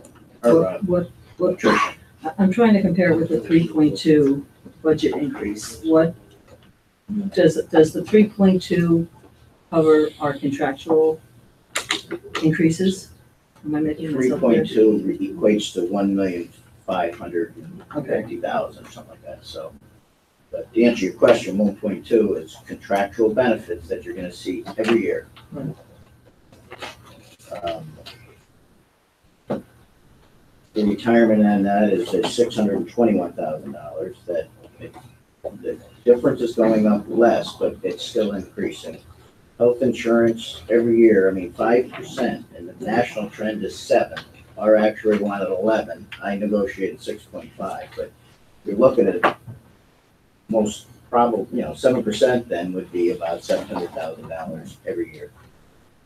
And Social Security is a net effect of this year 67,000, but that's not going away either. In accordance to what Jessica just suggested, you're suggesting we decrease our OPEB funds, which is something that this board, I don't think has ever done, eliminate in all the years that I've sat on this board. So I don't know how I feel about that. And I feel that we should maintain that funding and do some line item searches. So. And if you do that, if Jessica mentioned the number on the expense side of, what was it, 600 or 700 from last October? Right, 676. Right, yeah, and I said 350 of that was related to cyber schools. So if last year was repeated, now you're talking 350 on an $84 million budget. I don't know right now, I can't sit here right now and tell you what's gonna be unspent this year. Each year we keep tightening and tightening. And then whatever is left over, everyone makes it sound like it's a waste of money. It gets transferred to capital, so this board doesn't have to go out and borrow money when they need repairs, which costs money because now you're paying interest. So the amount that becomes unspent, which is, you just don't understand how difficult that's to come up with. But that is not wasted money. So then therefore, if we take the money that then goes to, if we want to take the difference maybe, that might be left over and say, okay, we'll put it in OPEB. All right, what are you gonna put in capital transfer? Because the only way you're gonna get money in transfer to capital is through, you can't go over the index. So you'd have to build it into your borrowing in future years. over probably, and we always pride ourselves in 15 years, but you probably have to look at 30 years if you ever had to go back out and fix things. So the perception that it's a waste of money when you have unspent funds, and again, I mean, arguably it was $350,000 because I can't sit here and control which children go to cyber schools. Again, the local school district, we handed that out too, and I think they got since the legislators have put us in this position, put you board members in a position whereby that's it. You either get it now, once you, because of the index, you can't get it later. So if some of these estimates that are tight, it just worries me. But I would like to try and change the perception that unspent money is a bad thing, especially if it's minimal and then goes to, and I'll just put a few other points out there, just so it's all on the table. The last two presidents, one a Democrat, one a Republican, has tried to eliminate impact aid. $700,000 worries me. They're talking on the state funding formula that the cities are getting harmed so much that they want to take the new funding formula and throw out the hold harmless. We would get absolutely killed if that happens. There's a movement for that. I worry about that. Property tax elimination, I worry about. Title II being eliminated, I worry about. I think next year, with the same picture of a budget that we have this year, we're going to start spending fund balance just to get to the index. I already mentioned health insurance. It worries me. The Auditor General, when we just had an audit, and you're going to get, by the way, see a nice clean audit, which I'm very happy with, and John's very happy with, and the school district should be happy with. We had this long questionnaire. There was 3 or 4 questions on there. Have you had revenues or expenses that had exceeded your revenues on any of your financials? I mean, you know the shape that Scranton's in. And I think what they do then, I don't know, I'm not an auditor, but if they did see something such as that, then you're going to start getting some warnings from the Auditor General. I just worry about it. I mean, the local districts seem to be, we handed that thing out last week, they seem to be understanding that the index is there and it's really squeezed boards into making some tough decisions as it relates to raising taxes because you cannot go back and get it again. The educational savings account, Senate Bill 2, which you're going to be voting on fairly soon, a resolution against that. I just found out 2 days ago that it's not just for the proposal that the Republicans put out there is not just for the 15% lowest performing schools. It is for any and all kindergarten and first grade students that anybody could just take the money and give it to a private school is what they're voting on soon. So all of those things just concern me. And I realize it's a tough position for boards to be in and that they don't like to raise taxes, but boy, there's a lot of things that have been done by legislators that just very much worry me. But I would like the board to not have the perception that underspending, I mean, that's how we were able to even do CTE, because that underspending ended up going into the capital reserve fund, and therefore we were able to cover the whole project. We had a $10 million borrowing, but we had capital reserve money on hand that came from underspending. Therefore, had to borrow less. Are you referring to the internal service fund? Are you referring to that as underspending? Which that? No. No. Oh. No, it has nothing to do with the internal service. Okay. No. But I just like the board to get a look like that perception changed a little bit. Okay, capital CTE, took it a bond for 10 million. How much was the price for CTE again? I heard last week too, 10 million too. 10 Well, I million think the total now, because remember, we rejected those bids, merged the bids, so it's a little bit confusing. I think that the project itself with all the soft costs and everything ends up being about 11.9, I think what I had. It's within the budget of what you do when you combine them all. But anyway. We were at 10 million 2 last week, but 10 million 3 last week, and now we're at 11 million 9. I asked this question at the workshop last Thursday. We rejected the bids for the when you merged the 2018 projects, that we rejected those bids. Now the project that's still left on the table with the board's approval is going to be, well, there's a contingency in there too. So I mean, you know, it's hard for me to predict on the soft cost, but let's say 11.875 Or that's CTE, The CTE and whatever got merged over from the it's in 2000. the CapEx 2018 projects as well. And originally, when you guys raised taxes 1%, you put that 450,000 a year bond payment in for 10 million. We originally thought we'd have to do another percent later on and then another 450, but because we had money in cash, capital reserve, we never had to go out and do another 450, raise taxes twice Where's that $10 million sitting right now? in capital reserve.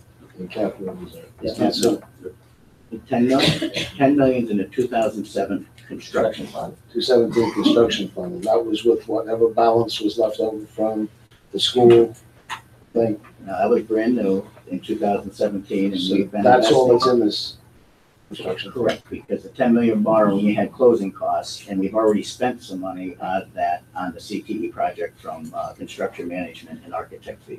Okay. Okay?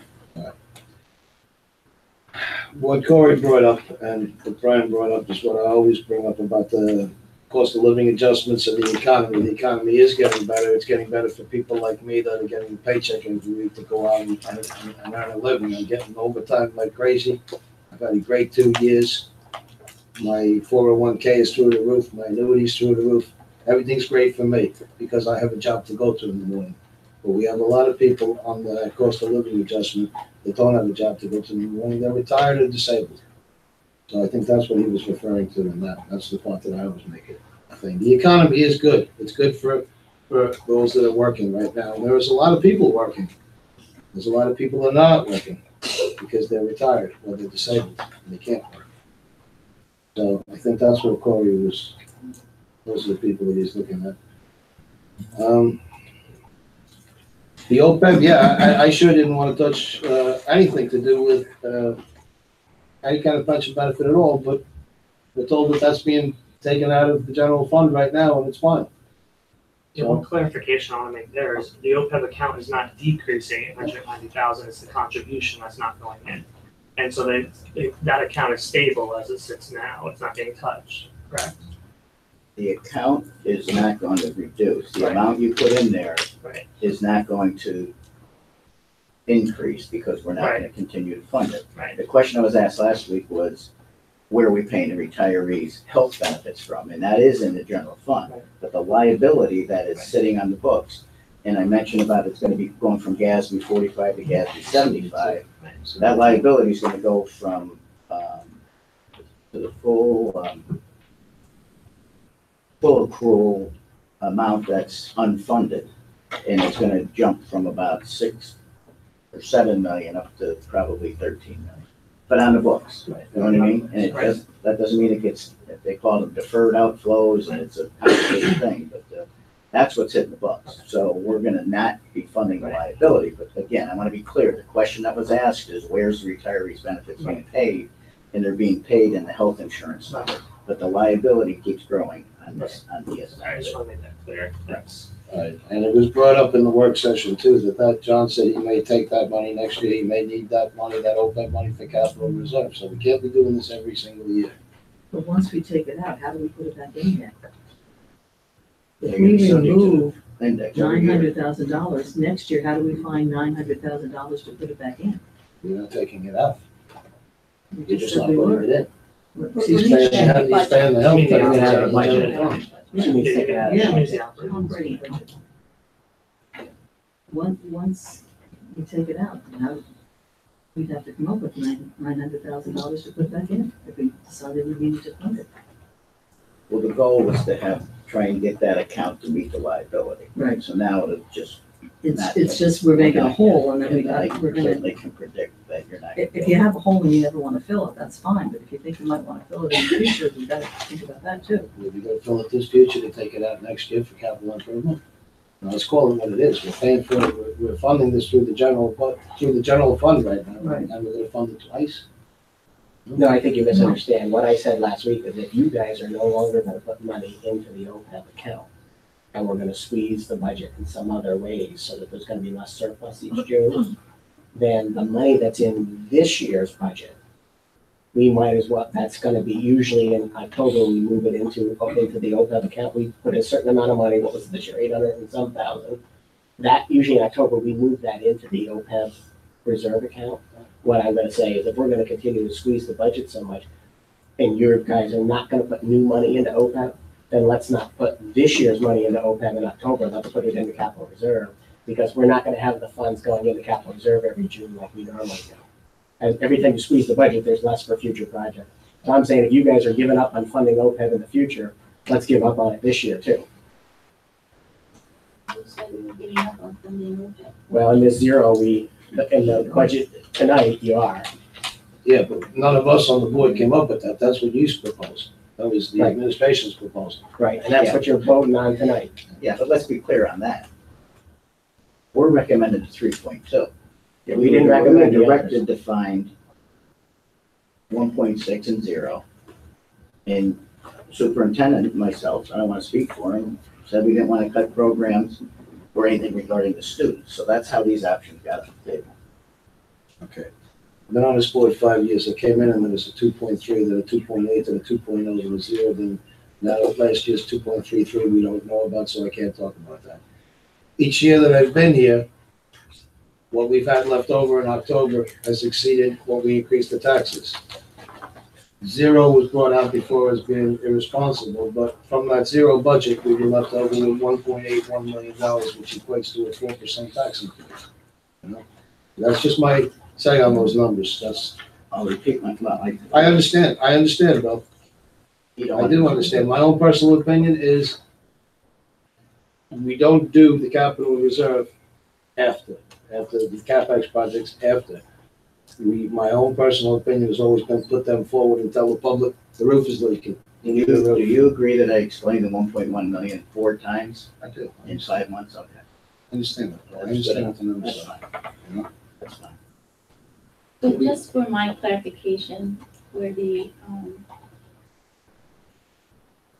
1.6%, what, if your OPEB suggestion was for the 3.2%, what was your OPEB suggestion for the 1.6%? Instead of putting 890 in, you would be putting, Oh, 409. you'd be cutting 409.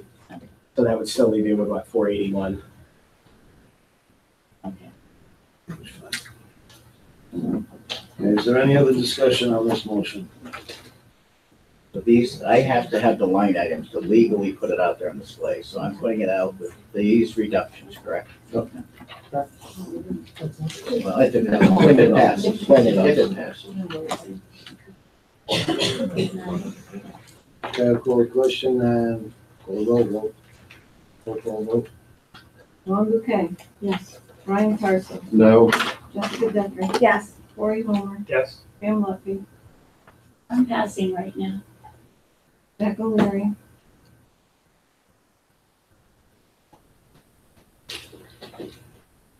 You have to pass back. Yes. Yeah, I'll vote yes. I requested to pass on. I will vote at the end.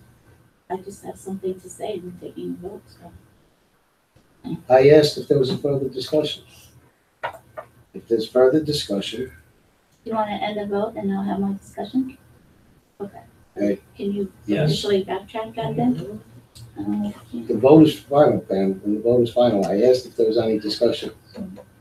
Any further discussion? My discussion is, we seem to be working backwards, and I don't have a problem with that. Our goal appears to be to come up with a 0. What I'm not understanding is how does this board eclectically hope to reach that 0? I would like to have that explained. If you don't support line item, if you don't support OPEB, how are we going to get to this? What is our goal? So I know how I'm gonna operate. How do you want to get there to the 0? Are we gonna have a meeting and sit down and start going through things line by line? I don't have a problem attending and doing that. Whatever the board wants. I need to tell the public how we are to achieve this 0. I'll do that. Would be mine. I'm a Yeah, little I should confused say tonight that's- as I'll to do how line we're gonna items. do. Okay, so Other that's, line. That would be mine. I'm open to anything. I just wanna know how we're gonna get to 0. We're gonna sit down and. And you mean at the June work session, right? It would Okay. have to be.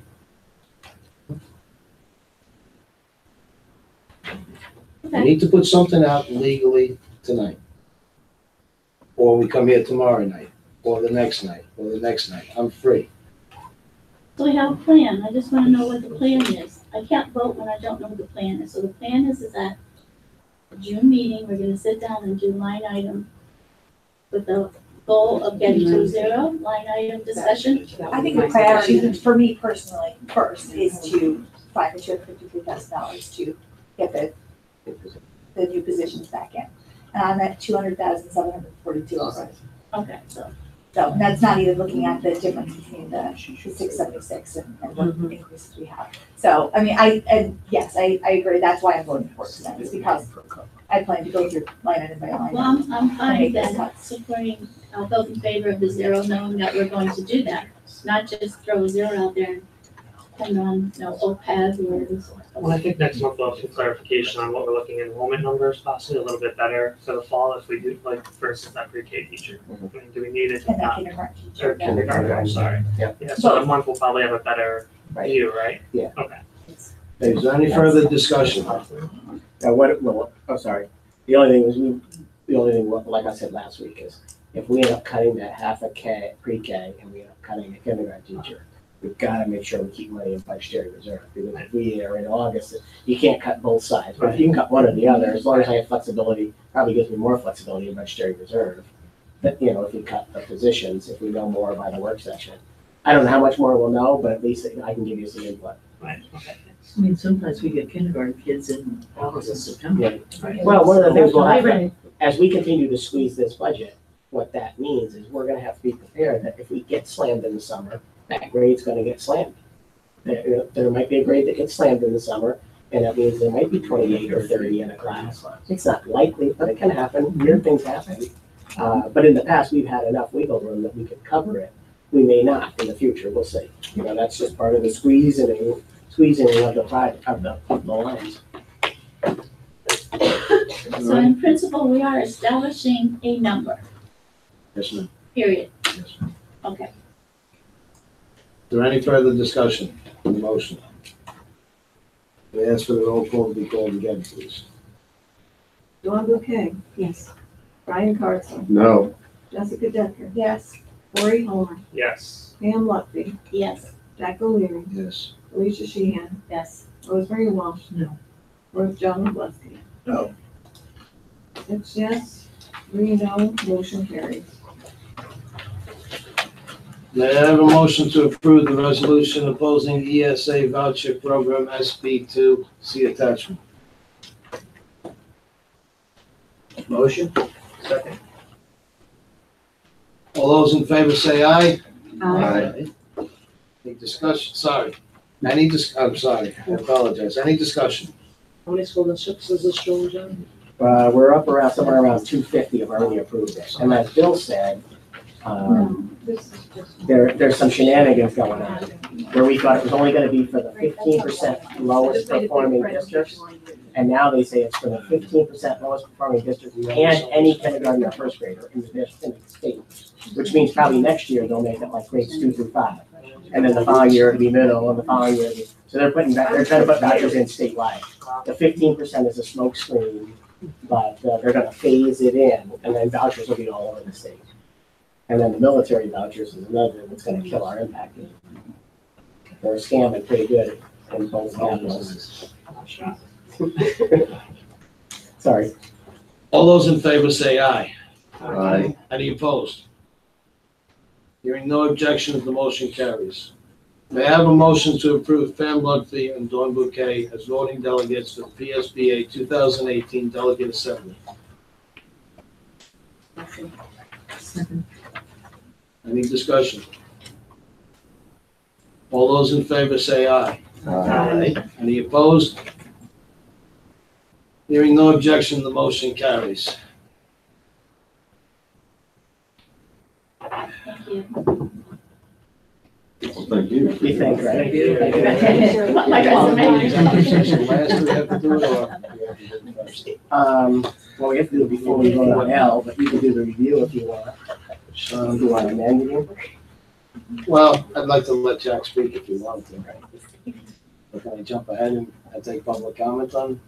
I'll let the solicitor give us some guidance on this. Can I let Jack talk? Well, I mean, Jack is allowed to talk at any point during the meeting. Other If you want to wait. Anytime you want If you want to to. wait, Other business but if he wants to bring I'm it sorry, up. I thought I wasn't allowed to talk during the voting of the budget. You've always, the vote of the budget is over. Am I allowed to talk at any time during the meeting, ma'am, or am I allowed to talk only on certain items? Well, Other the board has business. said that you can discuss under other business, if you'd like to speak for other business, if you're wanting to speak on the budget, but. I was gonna let you jump straight in, because we gotta go into executive session. Sure, I'd love to speak. As a member of the public, There's the elephant. there's the elephant who just got smashed by funding of no OPEB for next year. But I am a member of the public now, and I would like to, first of all, thank this board for all your hard work that you put in. I know the excruciating time it takes to go through a budget that's that thick. My understanding of the approved budget at zero now, there's no OPEB funding, that's now zero. There's a transfer of $225,000 from reserve for this year, a one-time transfer. So that is now a one-time item that will not recur next year. Is that right? This year's budgetary reserve. This year's budgetary Using reserve is it for being used tax to votes fund next year's purchases. Taking things out of next year's budget, right? And also, there's no budgetary reserve in the 18-19 budget at all. Yes. It's reduced from 250 to 150. Okay, because I don't have those numbers. Oh, thank you. And I didn't get that. the 225 was for one-time costs, just so you know, it wasn't for recurring. So it's 225, 100, elimination of new positions. Now, is that there's no position for the psychologist? Is that- In that list, right, the school So psychologist. going out to the public is you're not hiring a psychologist. And a number of other items are not being hired. And of course, the OPEB, as Rosemary said, how do you ever get $900,000 back into a budget once you've taken it out? Especially, how hard it is to get even $50,000 into a budget. I'm disappointed in that. That's been the board and the community's saving grace over the years, is that you're able to fund your liability as it falls due. And at some point in the future, what will happen is all of those monies will be due, and there'll be less money to spend on that. So it'll follow the same projection as the PSERS. And you've heard me speak about PSERS. Your What is PSERS, that's what I call it. I won't go into it. However, You do smile a little. yeah, just smile a little bit. You're following that same course of action, which eventually will lead the inability of the board to pay any of those costs. Right now, you owe $135 million to the pension plan, but none to the OPEB. We always paid that 100%. Now you owe $155 million to PSERS when the next year's audit comes out, and you'll also owe $900,000 to the OPEB, which is the other post-employment benefits. So I think you're taking a step toward the iceberg. I think you're shifting the boat in that direction, but it'll take a few years to get to the iceberg. But when you get there, I think all these great programs that we have here, and I love the programs. In fact, John gave me a shirt tonight for the marching band, which he had promised me last year, and eventually those great programs will be sacrificial because they're not mandated by the state, where all these costs are mandated by the state. It's the timing of the payments that are not mandated by the state. But every dollar earned by all these fine people here for their pension and their OPEB is earned. You can never take it away from them. It's what you're incurring each year. So I would disagree with the superintendent to use this year's OPEB, put it into capital, although I know it's nice to build things. We are building something. These folks are building a retirement. And by not funding that, it jeopardizes that somewhat, but they have a lot of clout in Harrisburg. So they'll eventually get paid, but it'll be this district, a future generation, my children's generation, Corey's generation, my grandchildren's generation, who will pay the cost of what you incurred, what I incurred when I was on the board. And I think our whole country goes in that direction. $22 trillion in national debt, $65 billion in pension costs that are unfunded here. Over in New York State, they fund their pension 100%, and you wonder why their taxes are so much higher than ours. Is because they're not taking the easy route out. They're making their folks pay for it as they go. So I would say that a reasonable tax increase every year between 2 and 3% given these financial times, they're different than the financial times from 10 years ago when we were in a national catastrophic financial scenario with the fiscal cliff that was there, is a reasonable thing to do for the folks in this community. I will say, as a corporate person, someone who owns a corporation, I just received a 40% reduction from President Trump in corporate taxes. Most of the corporations in this area here will take advantage of that, going from a 35 to a 21 or a 21 down to a 10 tax reduction. So our corporations in our area are getting tremendous tax breaks. And lastly, I will say that every member of our community just got a big tax break also from the federal government. It went down for middle class folks, it went down substantially.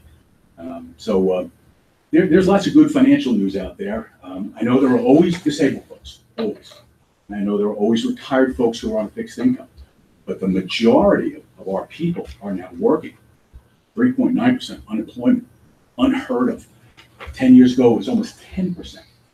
So I would say, before you come up with a zero, and I understand the ideology behind it, and I understand the empirical need for a bill to have solid numbers. I would say, if you start with zero and you're going to work towards something that's reasonable, fine. I'd rather start high and go low instead of starting low and going high. But everybody's a little different.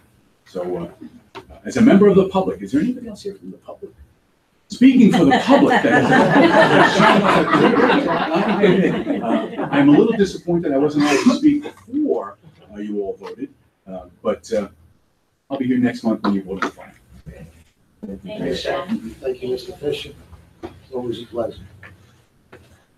Can I bring something up? Right. One thing that was, Rosemary, you mentioned with the HB 76 or whatever it winds up being, and the tax elimination, something that they're going to have to take into consideration, and I have no idea how they will tackle it, is PSERS and OPEC and how different school districts are funded. We happen to be one of the better funded as far as that goes. So how is that? They're going to have to put some kind of a formula in there where if they're going to cap you at what your budget is, regarding what, so if we're funded better and there's an extra amount of money to fund that, we're not going to get it because we've been responsible. And I think as much as responsible budgeting, yes, you have to meet your expenses, but I do believe we need to dig down and go through some of the numbers that we found and bring them forward. Jessica just said she has almost $300,000 just right there that she found. Responsible budgeting is also going through and seeing what you have and working down. You can't always expand. The tax break, Jack, that you mentioned that we all got is wonderful, but it's short-lived. You know, and depending on what happens down in Washington, that's going to go away. So people who had that little bit of extra money, which most of it is being paid out in extra gas taxes right now anyway, but if you had that may be disappearing. So, you know, there's a lot more in play here than simply, you know, costs going up and we have to raise the budget. So that's my piece. I just think zero is kind of. And I understand that. I I understand if people don't agree with 3.2, but I think going to a zero, and I think we've had 6 years of zeros. And I think that kind of sets a precedent with the public that they think, oh, yeah, they can do it. And I don't think it was responsible 10 years ago to do it. We were lucky 10 years ago that we had a lot of retirements and our numbers were going down. I was just going to say, the numbers were going down. We didn't have to replace people. We were very fortunate, but I think people can buy a 0.5% tax increase a little bit every single year instead of getting hit with a 3% all at once. It was TARP money in 3 of those 6 years. What's that? 3 of those 6 zeros was TARP money. Government funded money. Incentive bailout money, whatever they wanted to call it at the time. And we have done nothing but add programs. We have not cut out staff. I have been grateful for attrition. But, you know, Jack and I have been very supportive through the years when we were a board member of extracurricular activities. And, you know, for next year, it's a $45,000 increase in salaries, Jack, for the staff who are managing those extracurricular activities. We're very generous board. We have not cut back. But then I look at, you know, $640,000 in unspent funds, and departments are asking for increases when they have money left over. But the increases are still above the amount of money that they had originally to work with last year. So I just feel there needs to be a tightening. I'm thrilled that we are looking at a line item approach. I know it's painful, but I think we need to tighten things, and most likely we are gonna need to move up somewhat. Jeff, it makes sense. You know, if we complete all of this with a 0, I'll be amazed. You know, and I definitely do not support eliminating OPEB. And just for the record, all the principals' budgets were down because they're driven by a formula based on enrollment, because enrollment's down, theirs goes down. But secondarily, almost every one of our directors was down or flat. Traditionally, special ed is the one because you just never know what's gonna happen, and even Maria was down 50,000. So our major, so they're all down or flat. I looked at it. So you're gonna squeeze them and make them less. $18,000 where 10 was spent. Right. But we're still asking for an increase over that 18,000. Is this in last year's budget or in the current year's budget, which we haven't finished yet? The 16 budget. The older budget, right? So I just think, you know, it's time. I'm glad we had the understanding to pay for CTE though. And we're not arguing, and I'm Okay. not saying that we're grateful for it. None of the understanding is intentional. They do it with their best efforts to try and come up. That is about 0.7%, less than 1% of the budget is the number you threw out there, Dan, by the way. 0.67%.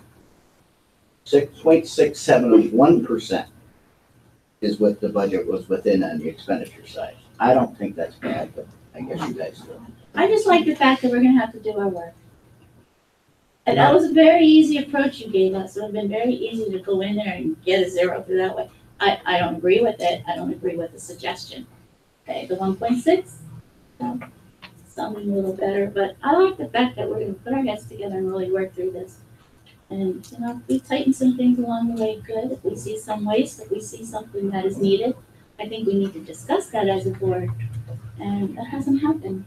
And in that discussion, I Well, think the that's board it. should think about if they're gonna tighten, then maybe whatever they tighten that line item, they should create a transfer to capital reserve line item.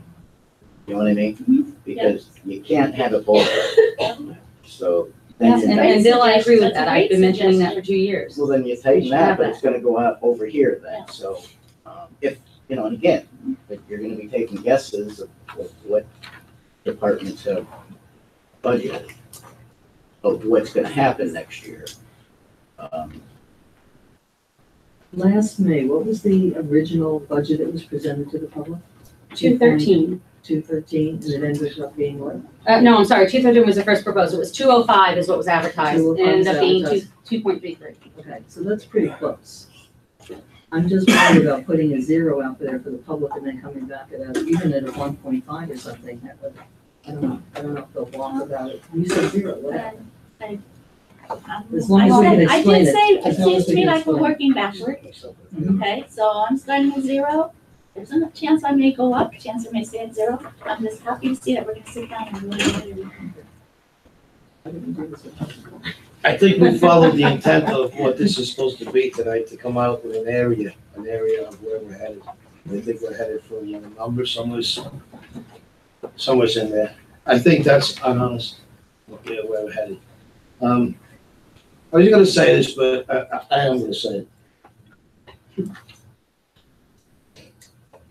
Ever play with a paper clip when you're sitting up here? You've been up since 3 o'clock in the morning. When I pulled in tonight, remember Mr. Fisher, when we sat here and we heard that there was gonna be a new school and that the parking was unsafe outside? It was terribly unsafe. A kid could dart out of any car.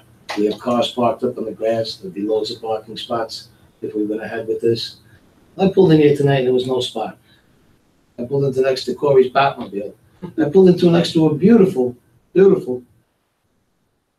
softball field, the batting cage, and I'm not saying we shouldn't have good things. We should have good things. I walked on that field out there last week on a beautiful new turf, and I got to see all these children with Special Olympics to go out there, and we were able to have Special Olympics because we have that beautiful turf, and I see all these kids and all the great things that are going on, and I'm happy. So we should have great things. But when I'm sitting in somebody's house in December, some elderly person, and I'm taking their boiler apart and putting them together with whatever I have in the house and the rest, because they can't afford to. Those are constituents of ours, and we are elected officials, and we are the voice of the public.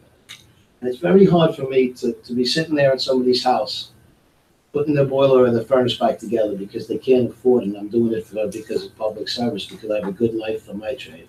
It's very hard for me to tell them things are tight at the school. You know, there is that aspect of it. There is that aspect of me. So I can't just forget about that aspect. You're right, things are doing great for a lot of people, and for some, not so great. You know, because they are in that category. And those folks can't be forgotten about, because God knows, we talked about before about the COLA. Well, I was born in the Kennedy administration, and now it's the Trump administration, and there's 11 in between, and I hear all of this, what Washington, what Harrisburg will do, but I know 11 administrations I've been elected. And men and women have been elected and not done what they said, so I don't really put much emphasis into what's said from these people that we elect. I don't have faith, and that's just my opinion and my thing. So they say they'll do this and they say they'll do that. We're around this earth going on 56 years. I haven't seen one of them do what they said they were going to do. You know, so I never project into what can happen with HB 76 or whatever. You know, it's my own opinion on this. So Jackie, you're absolutely right. We did talk about parking, and I did find out tonight there's plenty of parking way on the other side. I was at my daughter's house, Jack. I was near the middle school. If you were smart And I enough to too am drive over disappointed in elected officials over the course of my 60 years. And I will say that when I ran for board, I always tried to tell folks, I'm going to give you the best school district money can buy. And it may mean more money from your pocket. And as for senior citizens, always tell them there's a senior citizen tax discount. They can get $600 if they're low income, earning below $37,500 a year. Many seniors don't know about it. So it's really important that when you talk to seniors, let them know that they can save probably 25% of their school tax just by filling out a form and sending it off to Harrisburg. They do, and I learned that right here, and I probably learned that from you, and I do. Yeah, we pass talked that about on. it. So I do pass that on. Okay, thank Mr. Fisher for your comments. It's always, it really always is a pleasure, Jack. I do miss you sometimes. Yeah. Once in a while, we agree. Thank you. I remember big disagreements, but. Yeah, we're not gonna go there. We left agreeing, right? You can't have 9 people together. If they all agree, that means they're all right. insane. I think Ed Koch said that. If you all agree, that means there's an insanity. Please note in the minutes, the following board policies are under review. Policy number 829, electronic signatures. Policy number 917, parental family involvement. And we'll need an executive session to discuss the student issue. May I have a motion to adjourn to executive session to I'm sorry, discuss are we dealing the with this or no? student issue? We did it. Oh, we did it already? Yeah. Sorry. That's okay. It went by, we did it. Motion from Felicia, second. We will have to come back. We will be returning. All those in favor say aye. Aye. Any opposed? Hearing no objection, the motion carries. Exactly. 5 minutes.